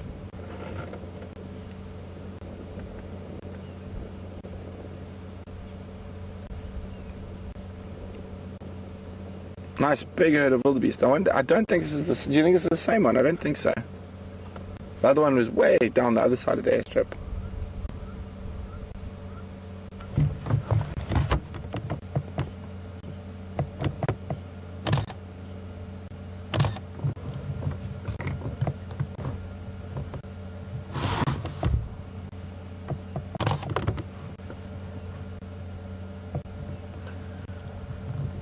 This pack, none of the dogs have a collar. The main pack that they've split from, one of the alpha pair has a collar.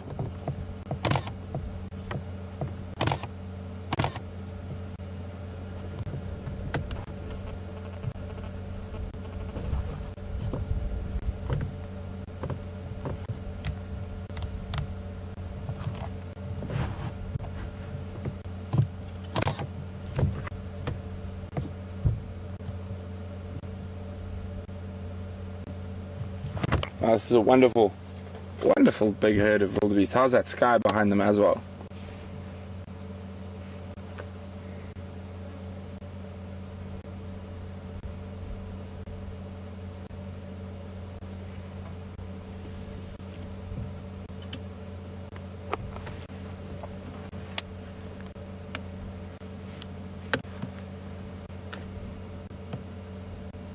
Well, I'm very excited we got to see the dogs.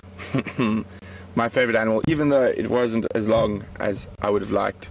I would always prefer a wild dog sighting to be longer, because they're just so exciting to watch. They keep moving all the time. That young one's got some nice colouring.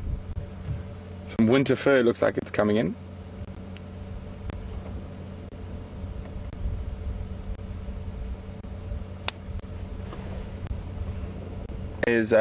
We're going to cross across to Mark while Andrew and I fix it quickly, and then we'll come back to us before we go back to the lions.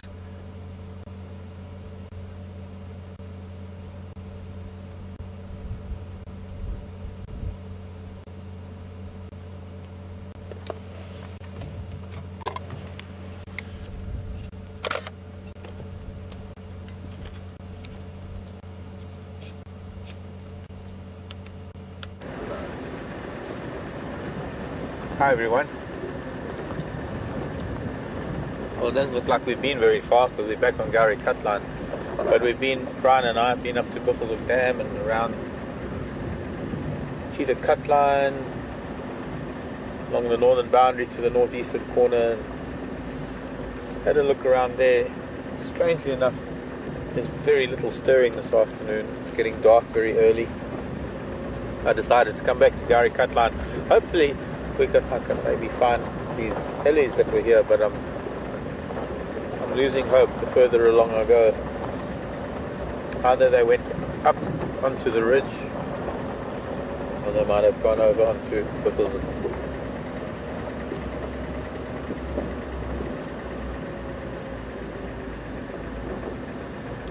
I believe you got a glimpse of wild dog this afternoon. It's fantastic. It was the fact that I missed this morning. There's one of the last redback shrikes. We're not going to be seeing them for much longer, much like the European roller we saw earlier today. Little male redback shrike sitting on a branch. That is the normal posture of theirs, sitting Sitting out in the open, hoping to catch insects in the grass.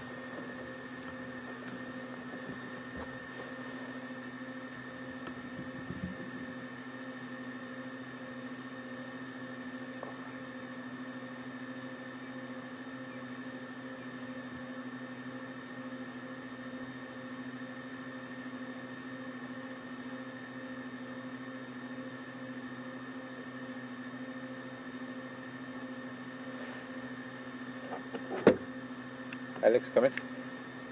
Oh, I can't hear him. If you can hear me, I've just got to fix my earpiece quickly. I'm not copying you.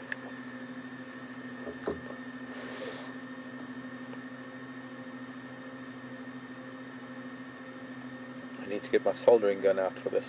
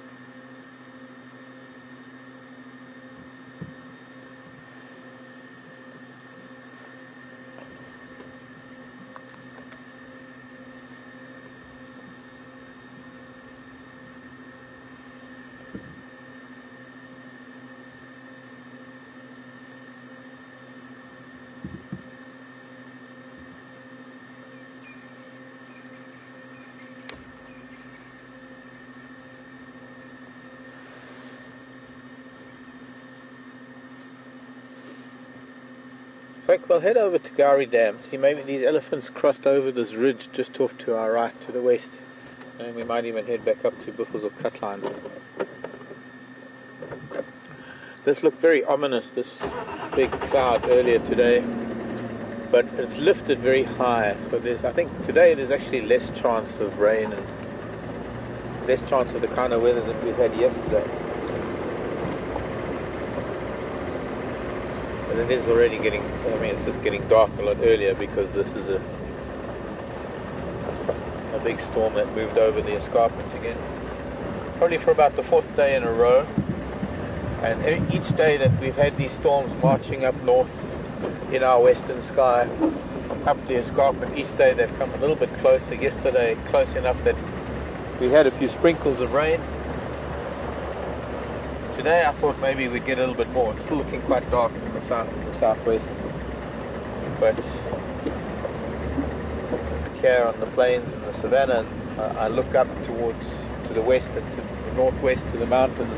When I see storms, I can almost imagine in my head which towns and villages they're going to pass, and maybe whether they're going to get to Hoedspruit or Glaceri or Timbavati. And that big one that we saw yesterday, that seemed to have dropped a bit of water over Hoedspruit, and I suppose it was much needed for the residents of Hoedspruit. I think they've had a decent rain this entire year, come to think of it.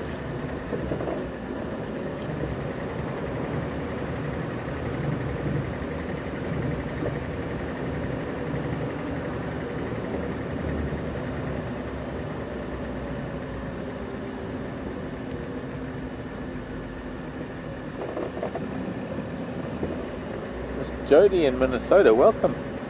Miss Jody, it's your first afternoon with us. Well, your morning, our afternoon. Welcome from the Midwest of Minnesota. Whereabouts in Minnesota? Where are you? Twin Cities? Further north? Anywhere near...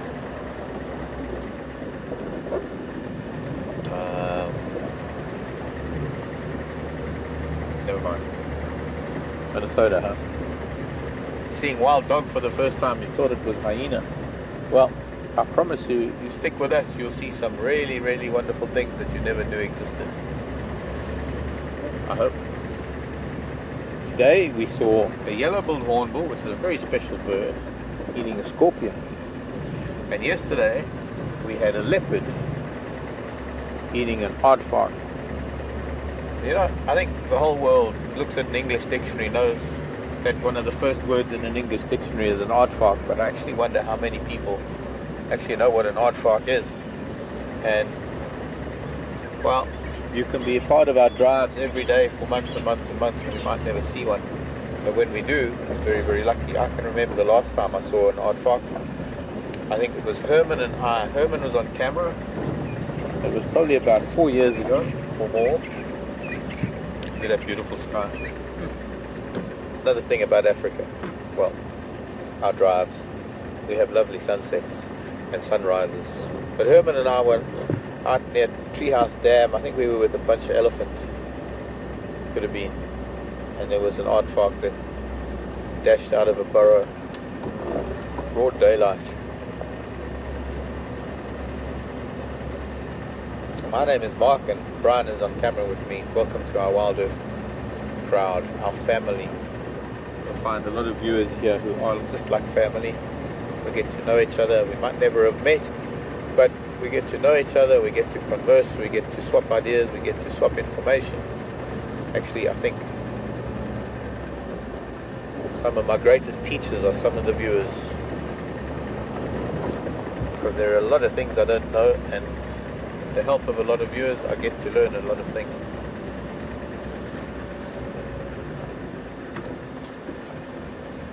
Things that I ordinarily wouldn't even get to, maybe, because the questions that are asked by some of the viewers are maybe questions that I've never even thought of asking.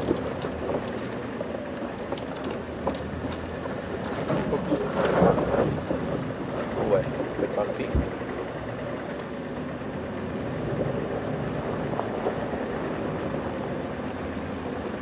So we're back at Gari Dam.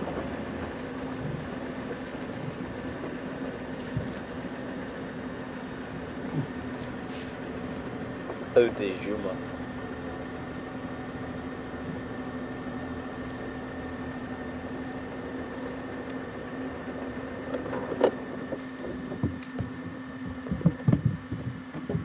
And the peace and tranquility of a late summer's evening. There's a Malachite kingfisher. We got to get it on camera. Right, Brian? It's on the ground just ahead of us. I'm going to try and go forward, and I'm going to try and keep my eye on it. But it's sitting either on a little stick. They don't normally sit on the ground. But this is for my birding friends, and this is hopefully going to make some of you non-birding people, birding people. I think it's a malachite. Gorgeous little thing.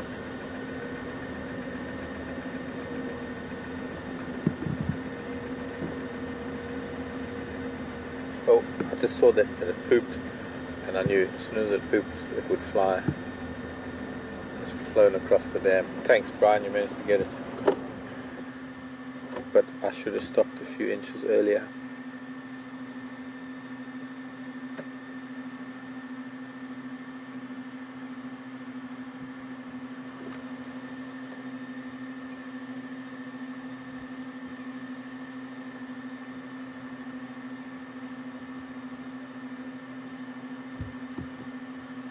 In the darkness, heading up towards the top end of the dam are a few buffalo. And they're finally making their way away from the water up into the grassland. No doubt going to go and graze for the night.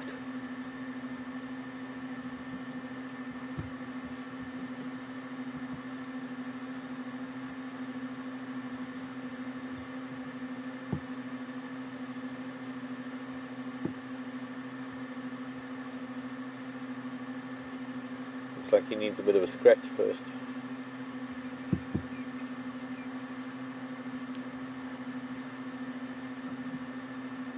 Oh, geese. There's a geese in the background, Egyptian geese.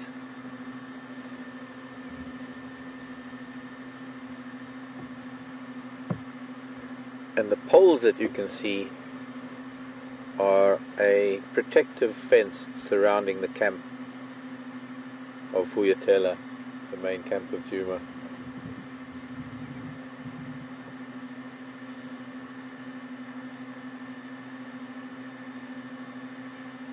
Mostly to keep humans away from animals.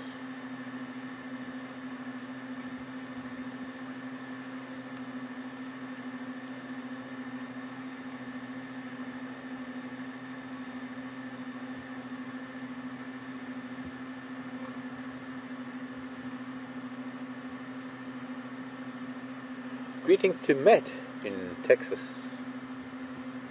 Hey Matt.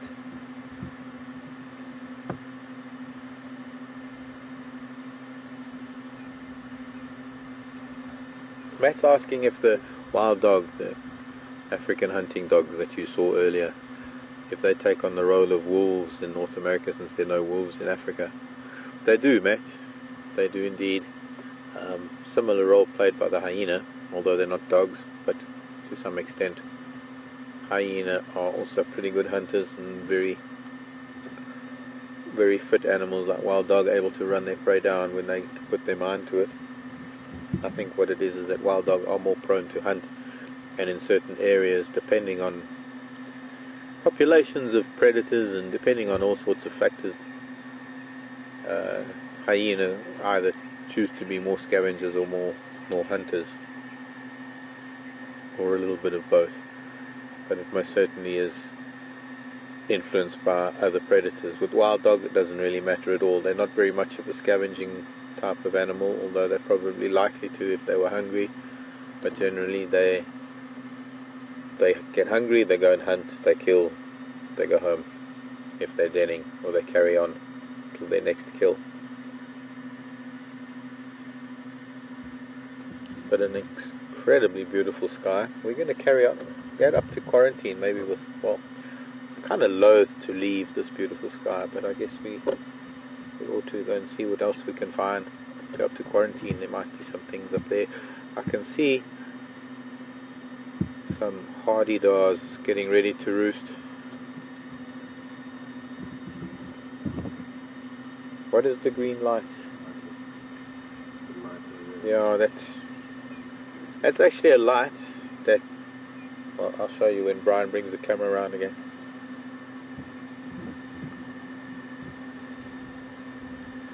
There was also a woodlands kingfisher there, but he's gone, I think. Brian and I were just talking about it.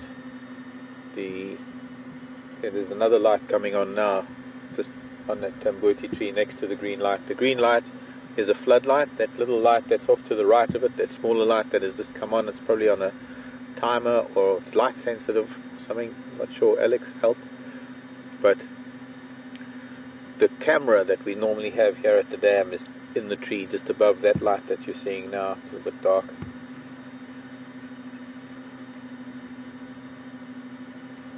But that's normally where the camera is, and the lights just assist the camera for night filming, because we have a static camera. Well, it's not a static camera, it's a camera that lives there, and we have people who are viewers called zoomies, and they're the ones that operate the camera almost on a 24-hour basis,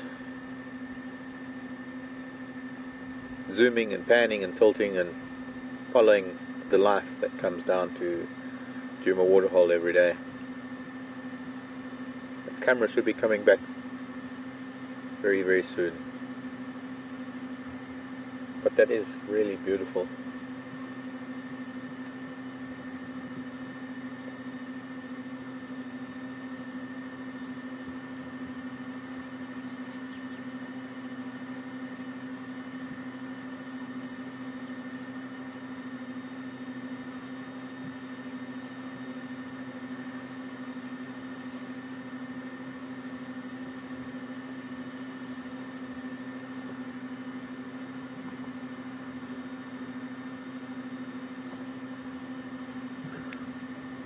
Confirm Chris in North Carolina, but why do what have what?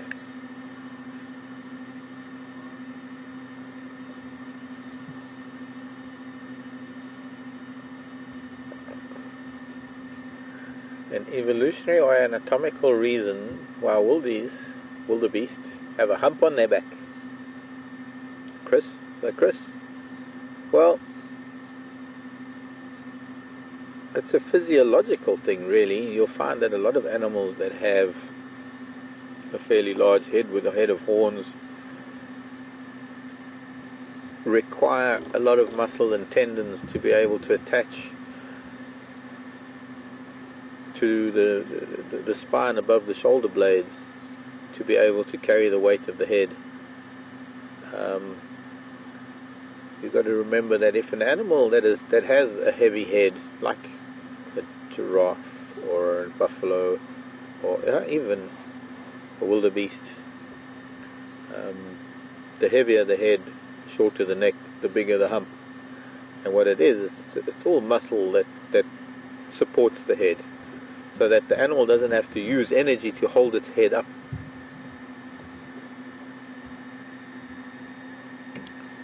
Okay, so then, just to finish quickly then, it's called the nuchal muscle. If it's the same thing, if it's the hump above their shoulders, that's the nuchal muscle. It's the muscle that helps to support all of the weight of the neck, and then of course it's muscle that counteracts that, and tendons that counteract that, running down the back of the spine. And it's all really a huge muscle group, tendon group that keeps an animal's head up, that it doesn't have to physically hold its head up and use energy to do so, or have to have muscle to do so. Oh, there goes that malachite again. We're going to be coming back and looking for the malachite. In the meantime, it's getting dark, and that means that cats are moving, I think, and just in case they are, I'm sending you back to Brent to see what Brent's going to show you, and I will see you a little bit later.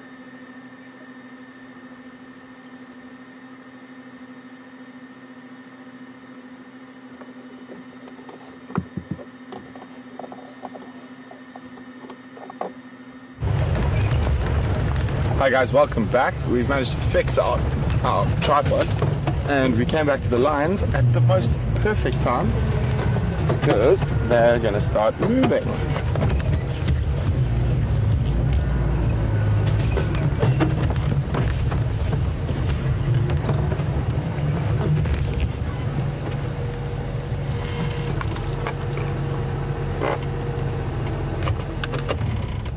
There you go. One of the lionesses. There's the second one.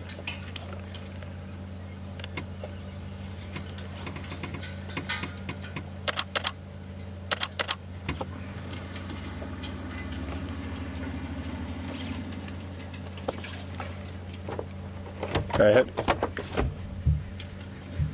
Not a problem, make your way.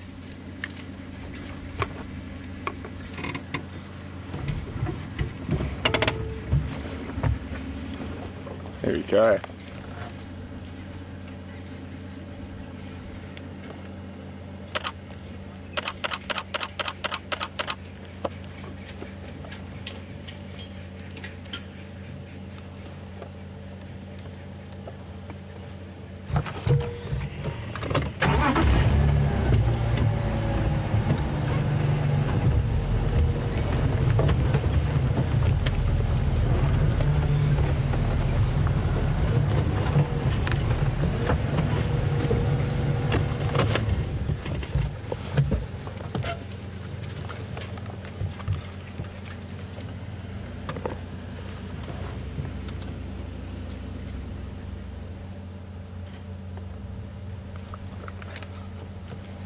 So we got you just at the right time as they started moving. Isn't that a beautiful sight? Oh, big male lions. They do send a little shiver down your spine.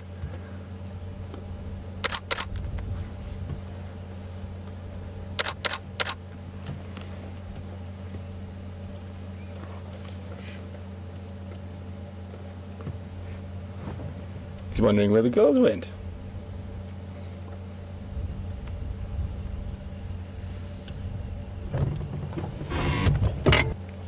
Sorry about the clicking of my camera, guys.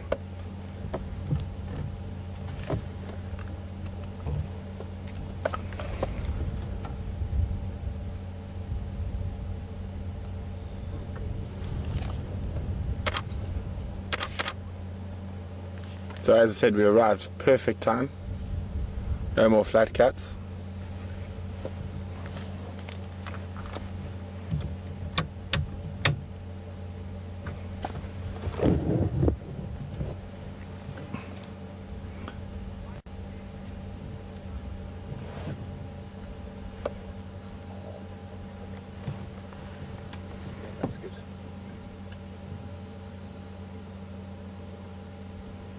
Do you need the light or do you want it off?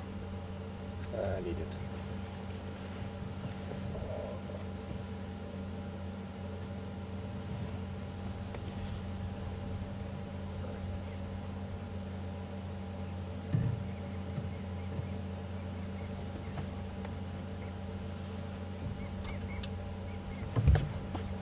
Here comes the other male in behind.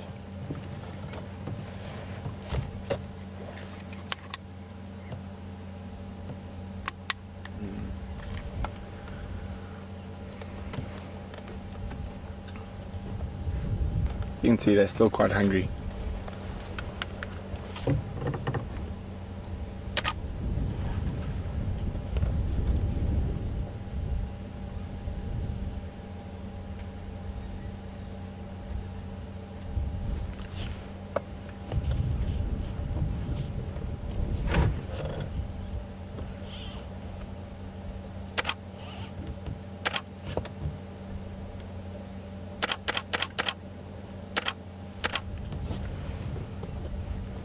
Wonderful bit of backlighting thanks to the other vehicle.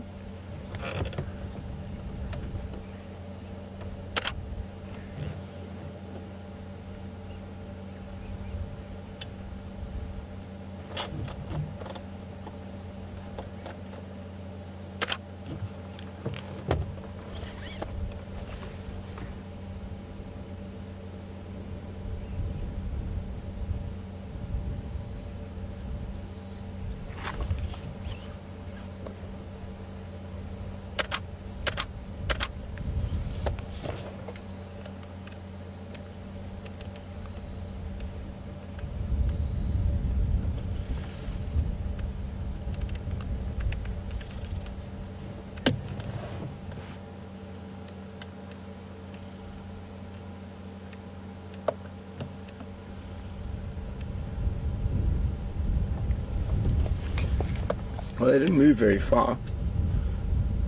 Hopefully they start moving again quite shortly.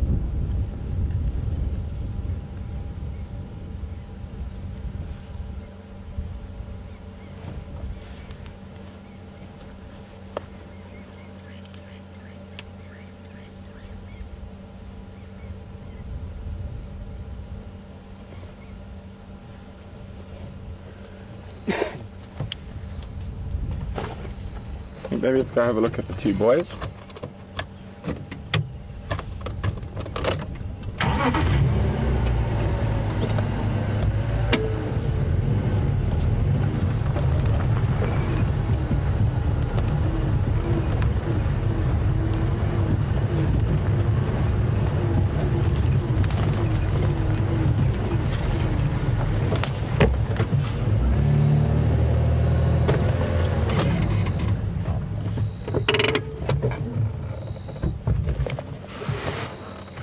So now we've positioned ourselves so we can see both the boys and the girls.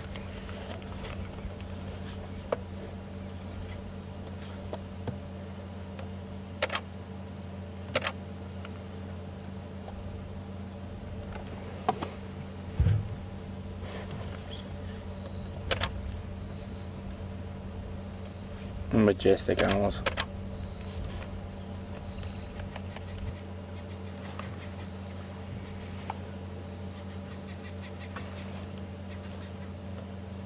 Theo is testing the air there, just smelling what the wind is bringing through.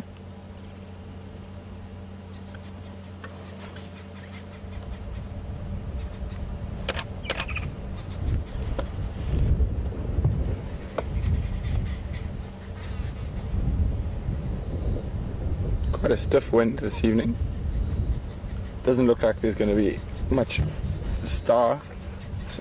too many stars tonight. Cloud cover, good wind, good for hunting.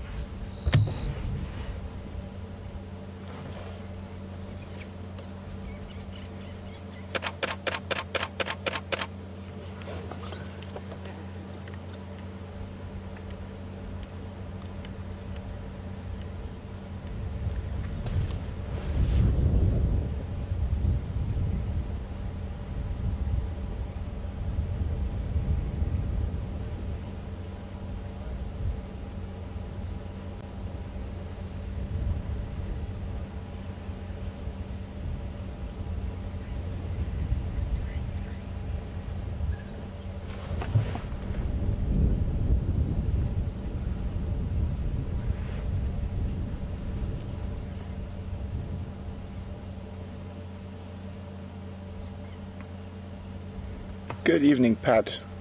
from Ontario. Welcome on Drive with us this evening.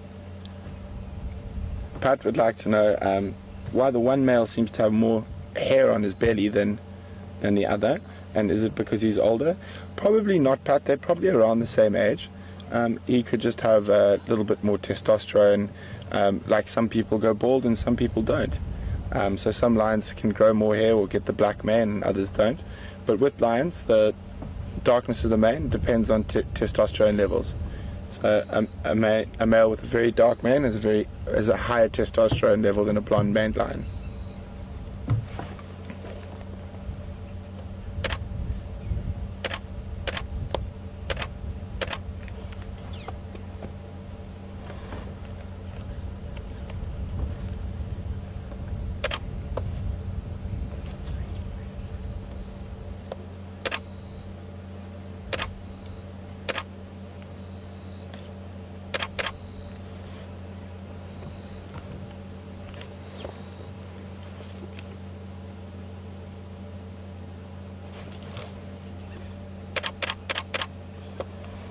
Get it? Yep. Nice. My settings were a little bit dark there because I was trying to do a different effect, but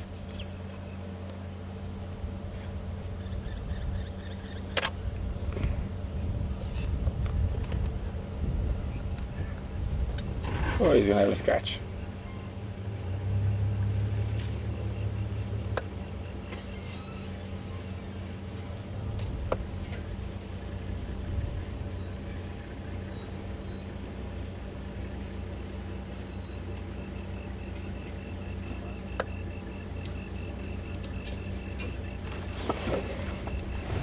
We're just going to move around a little bit so you can see the other male as well.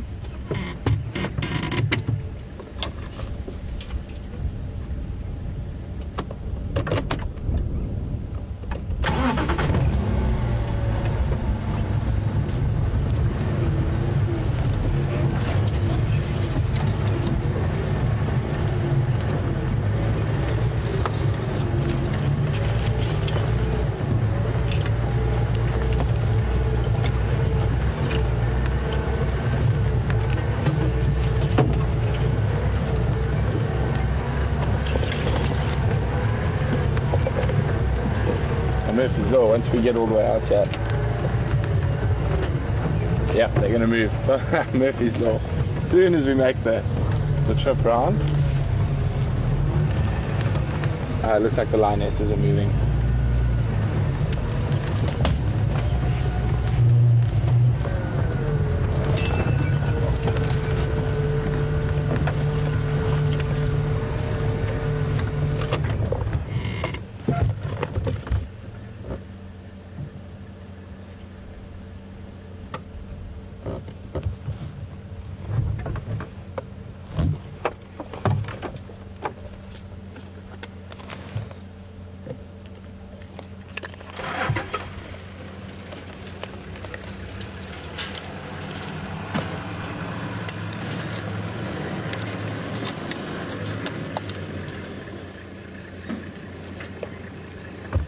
You put on your lights.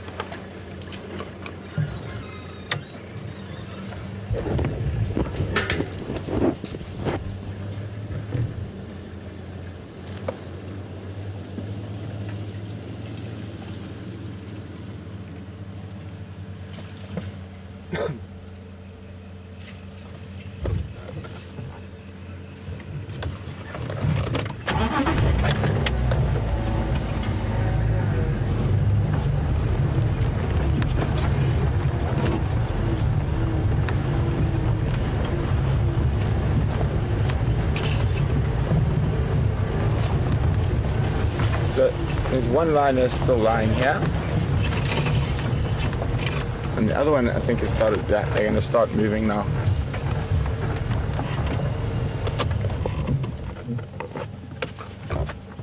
So we're just going to let the other vehicles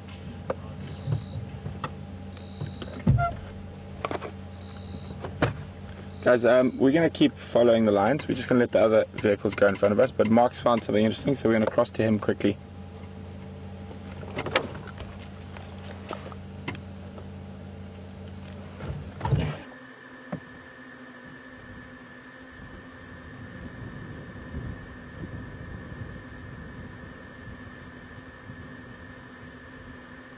Well, the wind's picking up as the storm moves north. I don't know how much of it we're going to get, but we were very right. And Brian had amazing eyes this evening. I had my eyes on a big bull Ellie that just walked by. In fact, he didn't walk past us. He strutted. No, I'll think of the gait. Came past us with a gait of note. And as I was turning around to follow him down to Gowrie Dam, because we just come up from Gowrie Dam, heading up to quarantine, kicking myself that we didn't come up to quarantine earlier, but well, that was the plan, but it was waylaid by a beautiful sunset over the dam. So it is what it is. And as I was turning around, Brian said, wow, an eagle owl. And just prior to this, there was a marula tree. Brian said that he saw a big eagle owl or eagle dive down into the grasses. Could have been this one's mate. I don't know if we've seen or when the last time was that we had giant eagle owl on camera. Bubolacteus, the milky eagle owl, also known as, well, commonly now known as the Verreaux's eagle owl. V-E-R-R-A-U-X, E-A-U-X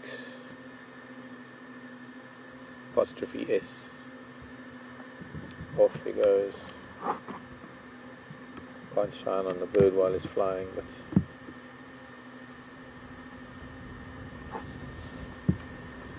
off he goes. On to quarantine. Maybe we'll find him in a little while. A magnificent elephant bull that just kept.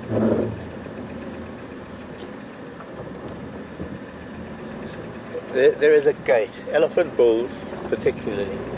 I've seen elephant cars do it too. When an elephant is heading down towards the water, or if it's got a very specific destination, they have this rolling, head bouncing, shoulder pumping gait. And he kind of angled off towards where Taylor. I was hoping that maybe he was going to head straight down towards the water, because while I'm loath to put light on him, if he goes to the water where the lights already are, well, that's kind of his prerogative.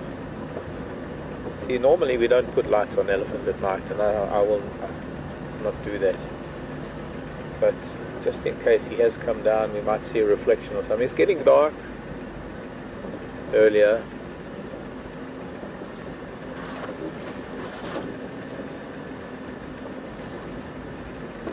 I think he was on a mission somewhere, so I don't know if we're going to see him. I hope maybe tomorrow morning we'll be lucky enough to pick him up again, if he stays around. He's a very big bull, beautiful tusks. It was getting a little bit dark to identify him, to get any sort of distinctive features out of him. And there I can see him.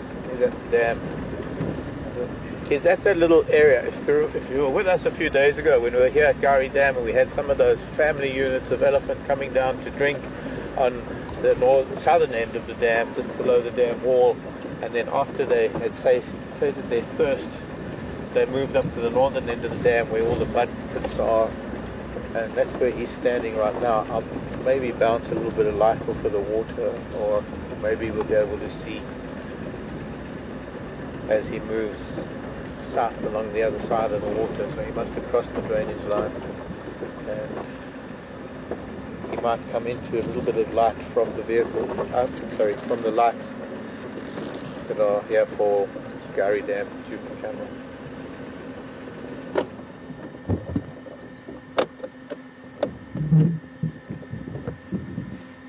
Okay, Brent managed to get himself in a better position with this big pachyderm just across the dam. It's a little bit too dark to see him, I'm sorry to say.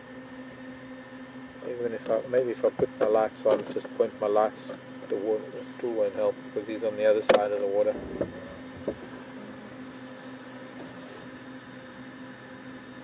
He is heading south though. But we're going to go back to Brent. We'll see if he comes out into the light.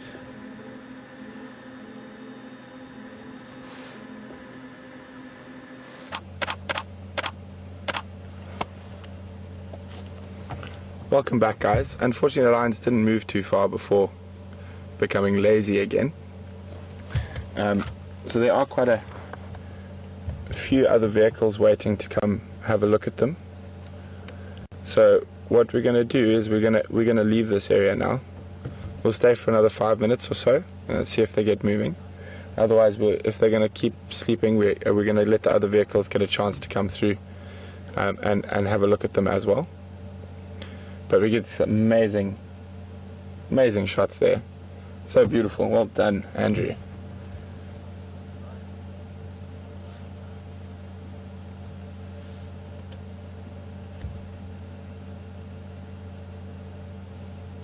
Very lazy cats this afternoon.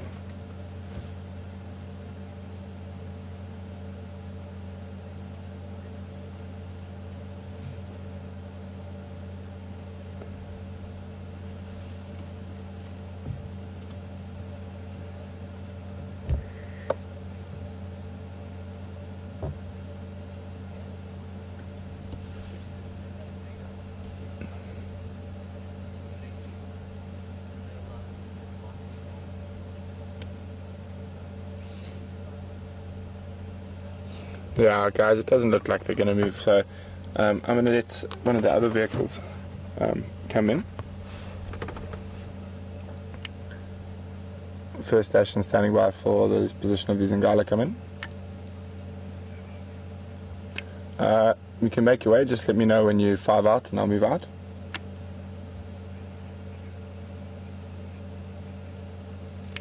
Static on... I'm not 100% of the name of this road.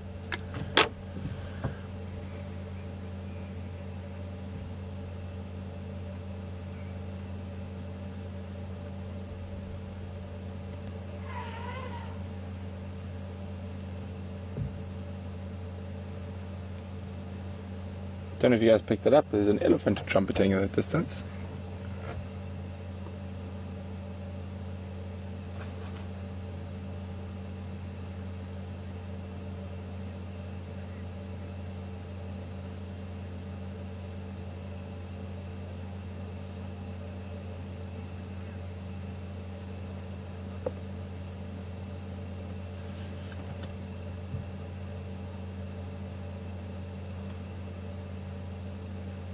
Okay guys, well, we've had an awesome sighting of them.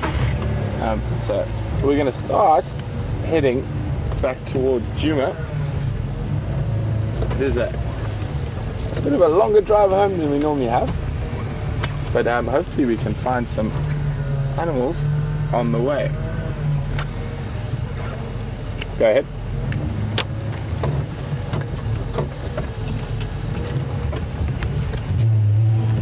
Copy, yeah. I'm moving out as we speak.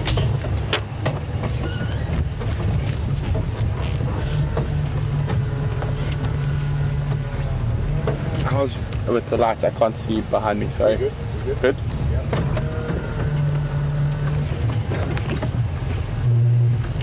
Yeah. Thank you very, very much, stations. I'm going to be slowly make my way back north.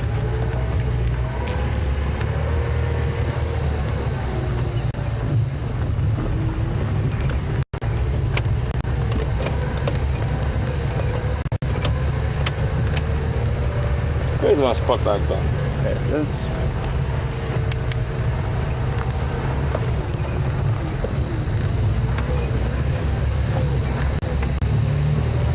Now this is going to be fun. See if we get lost in the dark. It's bad enough learning new roads during the day.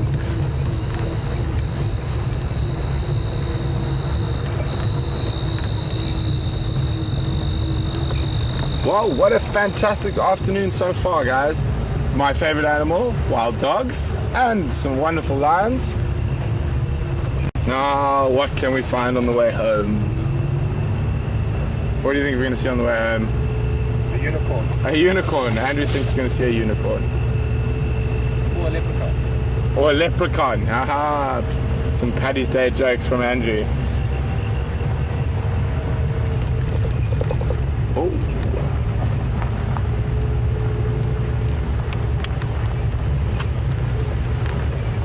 Liam coming.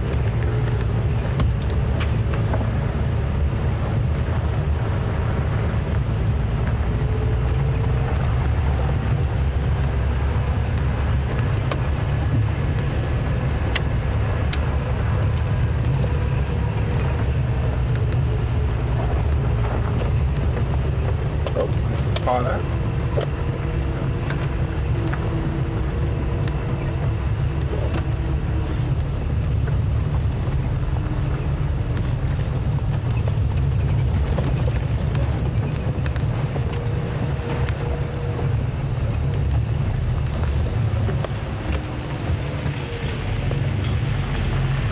Evening.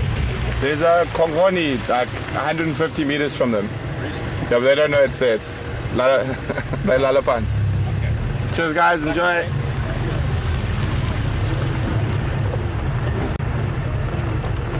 Sorry, Alex, go again.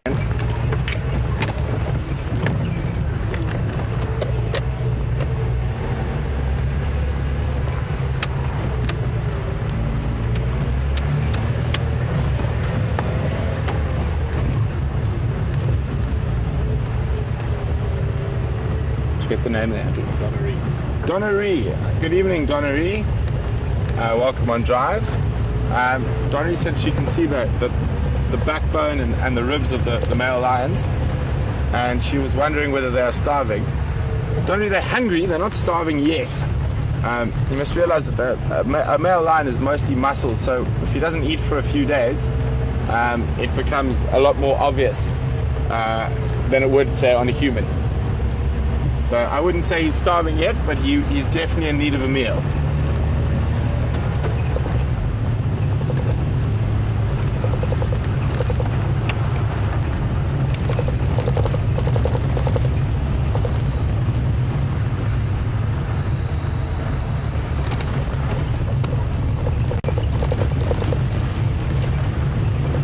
It's amazing to see those Styx lionesses.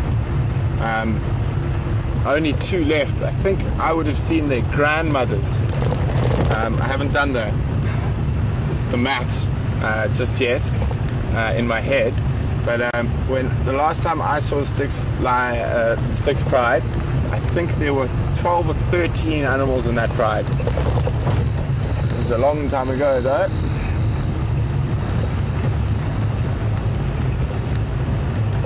Oh, hyena!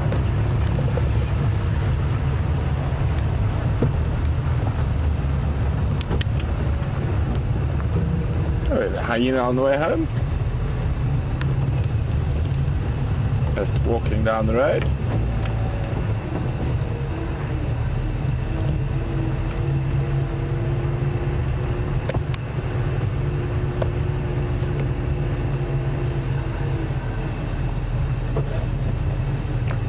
Off on its nightly patrols.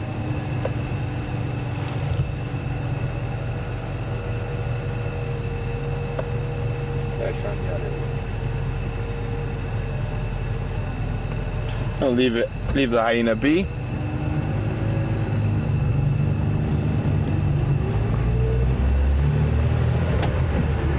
Wow, it's turning into quite a productive afternoon after all. I must say, for me, the highlight was definitely still the wild dogs. It's going to be interesting to see what happens with that young one that's looking a bit ill at the back. Oh. I'm going to shine on them quickly so you can see them, but I'm going to take the light off. Sometimes they don't like light so much. Are you ready? I'm ready.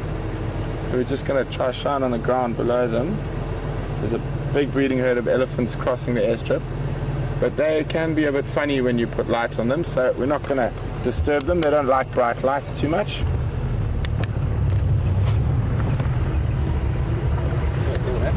Yeah.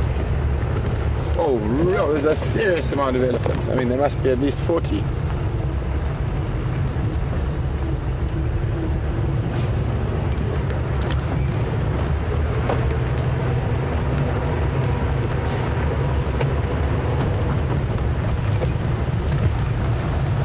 Are you feeling lucky, Andrew? Yes.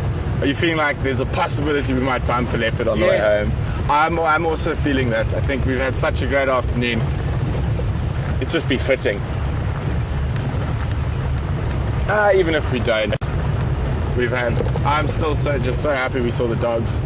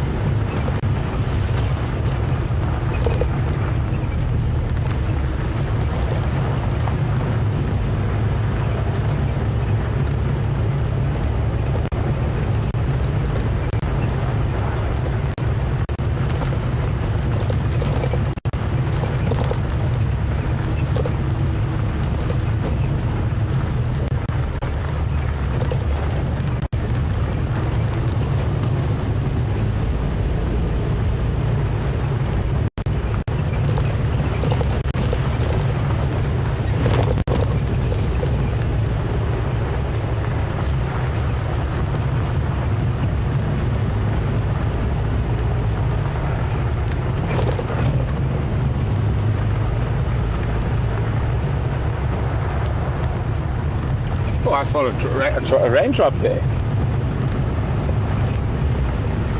Well, just hold on till we get home, please.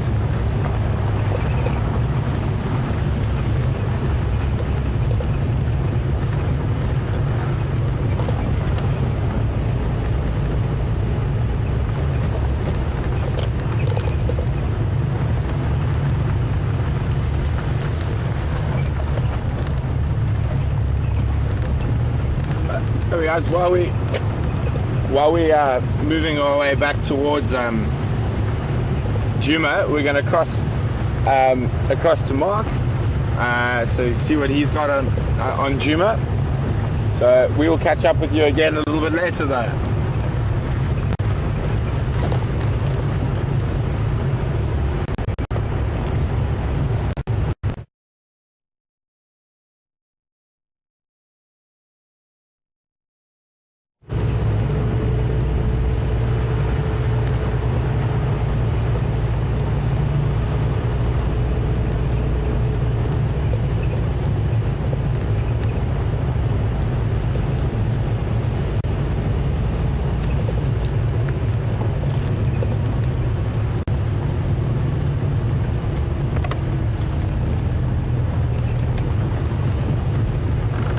Sorry, Alex, go again.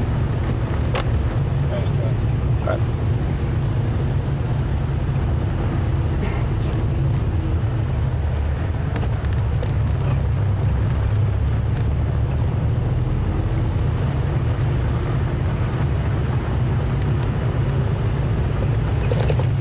So we're making our way back towards the boundary with Djuma.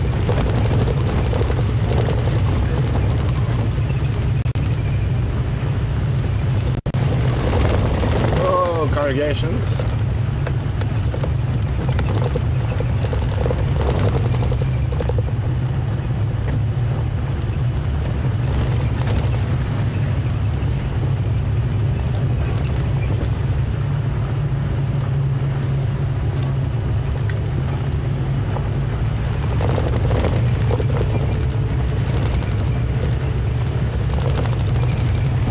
Oh, we're nearly at the Djuma boundary. I'll be a little bit more comfortable, at least I know where I'm going there. It's always fun learning a new area, but sometimes when you're like inner sighting, trying to figure out which road you're on and call it into other people, it can be a little bit stressful.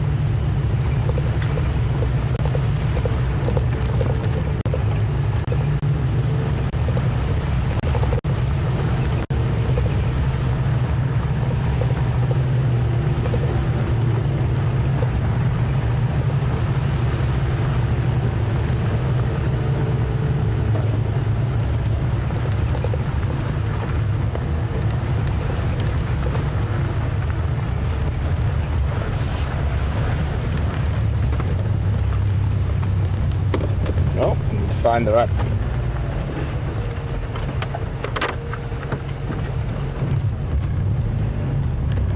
I'm crossing back north. Thank you very much, stations.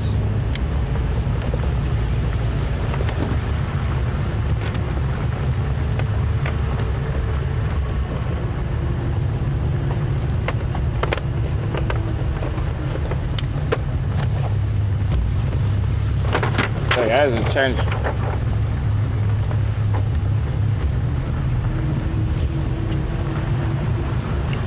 Afternoon stations crossing back from Arathusa. Updates on the tiller, please.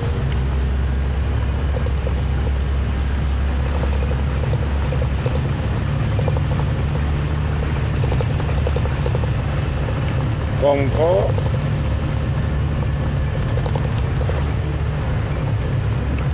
No, they're just tolling now. I didn't hear the location, but there's Djuma timbers and 2 sticks mafazi, and there was my dash at the southern end of the airstrip.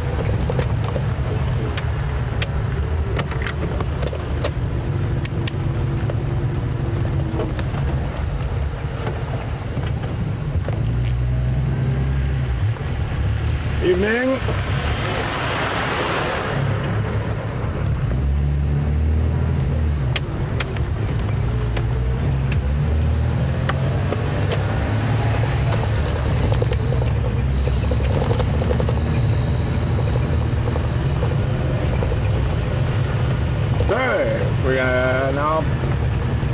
Rock on, Djuma.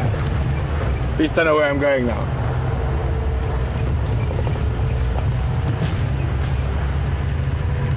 Remember guys, if you have any questions for me, send them in to questions@WildEarthTV via email, or just use the hashtag SafariLive on Twitter.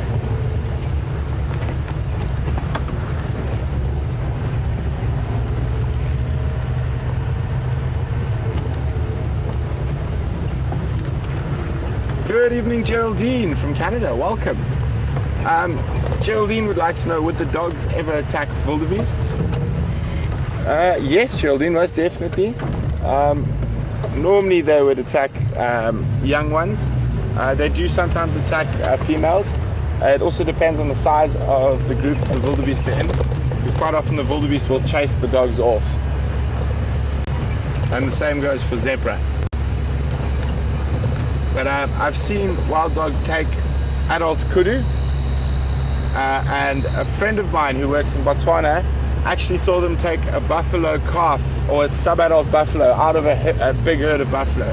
But that is very, very rare, and it was a very big pack of dogs.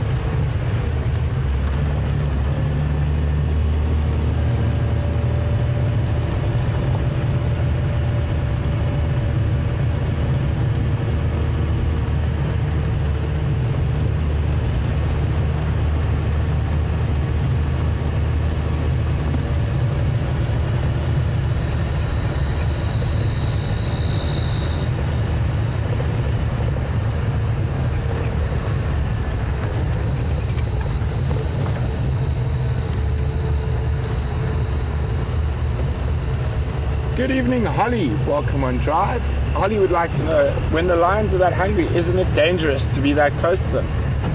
It's not, Holly, because they don't associate the vehicles with food, and the cars don't smell like food.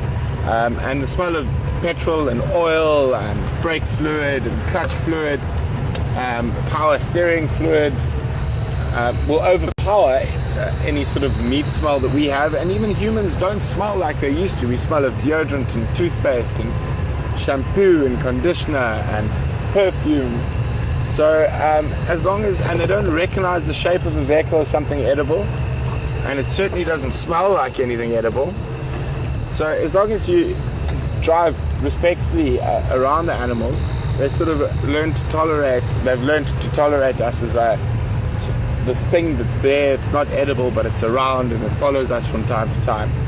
And in an area like this, where safaris have been going on since the early 60s, most of these animals have all grown up with vehicles, and they've never learned to associate the vehicles with food. So no, it's not dangerous at all. If you had to have a young child in the vehicle that was crying, that would be a completely different story.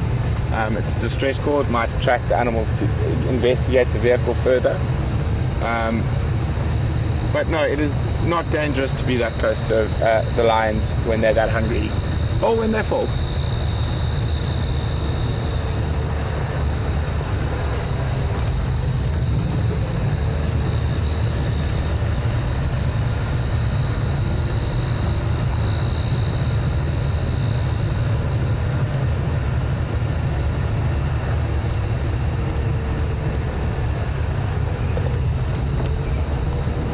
Good evening, Angela from Massachusetts. Angela would like to know what it is about wild dogs that fascinate me so much.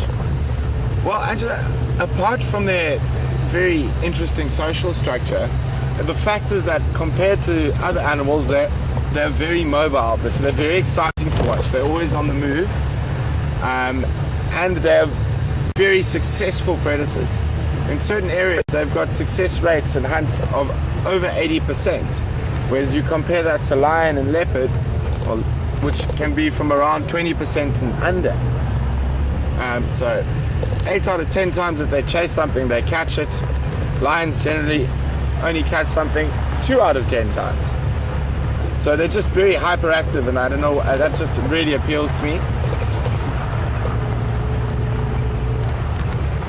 And I mean, they're so, when they're hunting, they're just so amazing if you manage to get to them hunting in an area that's a little bit more open, where you're actually able to follow them.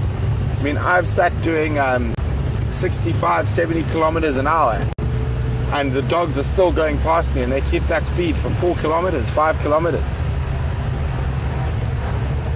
Also, I mean, I've seen them make multiple kills at a time. I've seen a big pack kill 4 impala within the space of 5 minutes.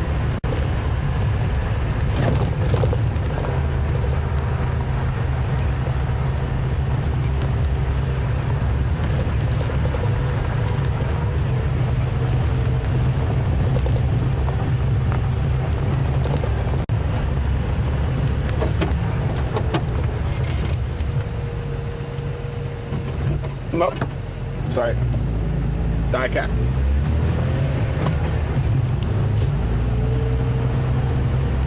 Come on, spotty cat, where are you?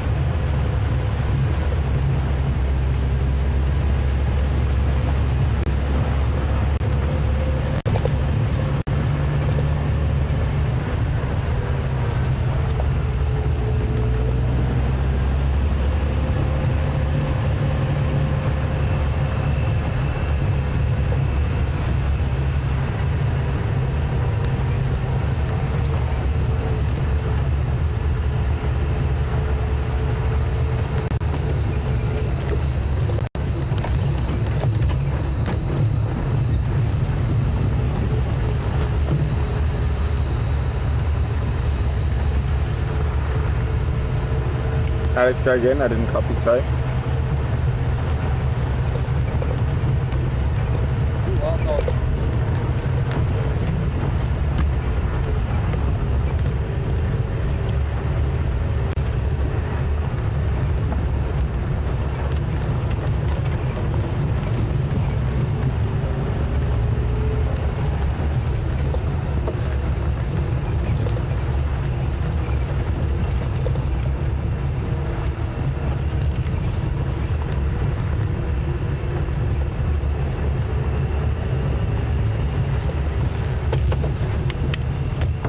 We're just going to cross across to Mark quickly so he can say goodnight, and then we'll be back with you in a short while.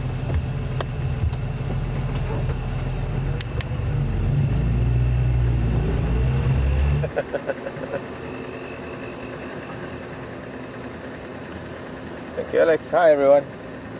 Welcome back. Our side of things.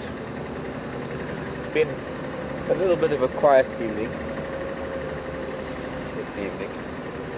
Well, we did have that big elephant bull that came past us, and he went down to Gowrie Dam, and maybe we'll be able to look for him tomorrow. Other good news is that I found a herd of impala and a family of zebra coming up from Philemon's Dip, coming onto quarantine. We're now on quarantine. We're almost on the northern edge of quarantine. I was hoping we could find something like a white-tailed mongoose. Other than the owl that we had earlier, something else nocturnal for you. I did see an eye, and I got a little excited, and it turned out to be a nightjar that flew away, so I couldn't keep that on screen for you. And I hope you enjoyed your sojourn in Arathusa this afternoon with Brent and the lion.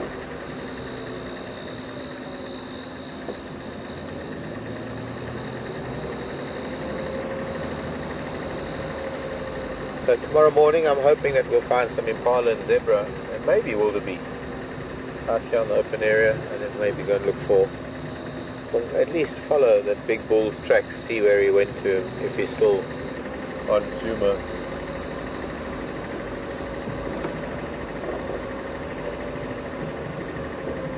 Well, from, I suppose, starting with the thumb thing on the back, and Brian and myself, thanks for joining us on Jigger this afternoon, those moments and hopefully we'll have better luck tomorrow morning, next time. Tomorrow morning drive, we'll see you then. We're not sure how long I'm going to have camera power this evening.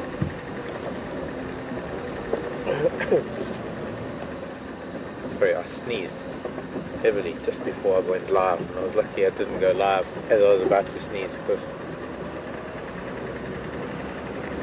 then my eyes would have watered. But I'm trying to get my breath back. Well, as long as you're still with us. I said goodbye just in case we lose you again, as we did earlier.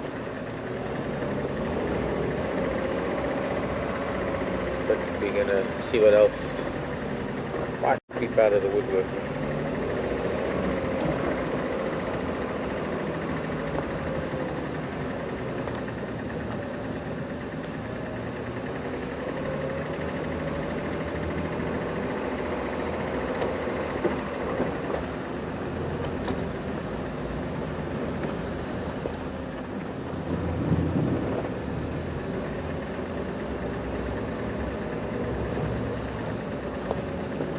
So if we do this enough times, every now and then we're lucky enough to bump into something really special. And there are a bunch of nocturnal things that, while we see their tracks every day, and we know they're out on the roads at some point during the night, it's all a matter of crossing paths with them, the right place, the right time. And so, one of these days, we'll be lucky enough to have something pop into the road, if not now.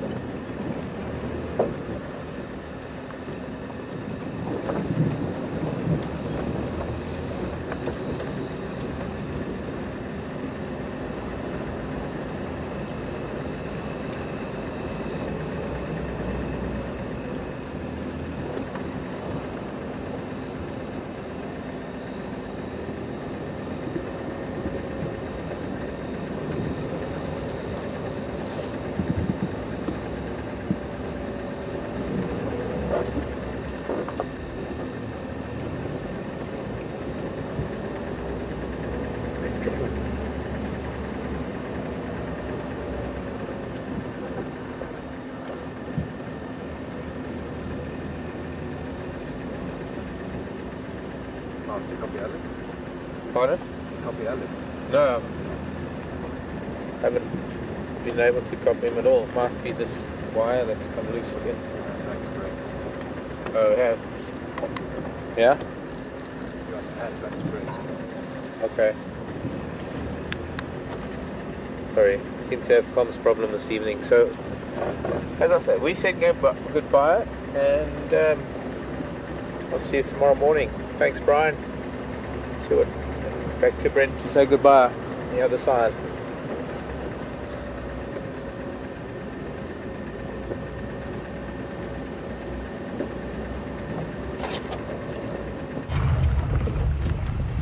Welcome back, guys. Only a few minutes left, so we're going to keep trying for that last one. You never know.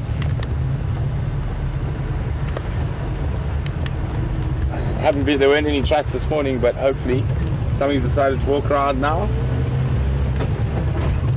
I hope you guys have had a good time. I have.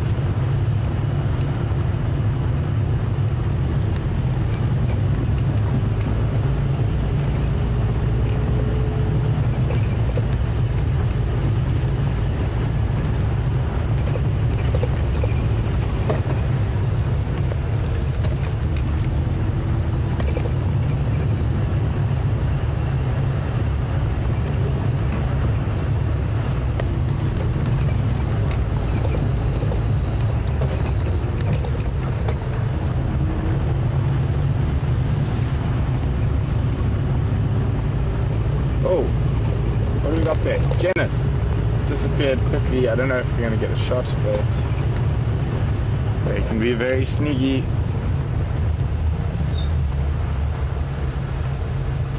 Oh, there it is.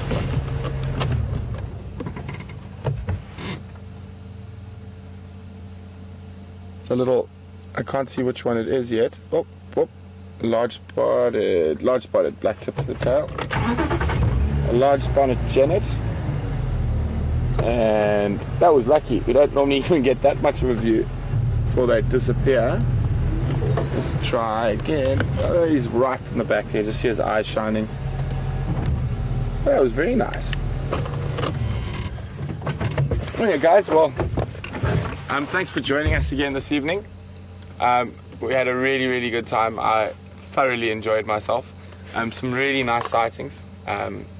Always wild dogs, great, amazing. And it was nice to see those lions as they got moving a little bit rather than just being flat cats. And hopefully we'll see you all in the morning. Please do join us. From Andrew and myself and Alex, it's been a wonderful evening and we cannot wait to do it all again in the morning. Good night.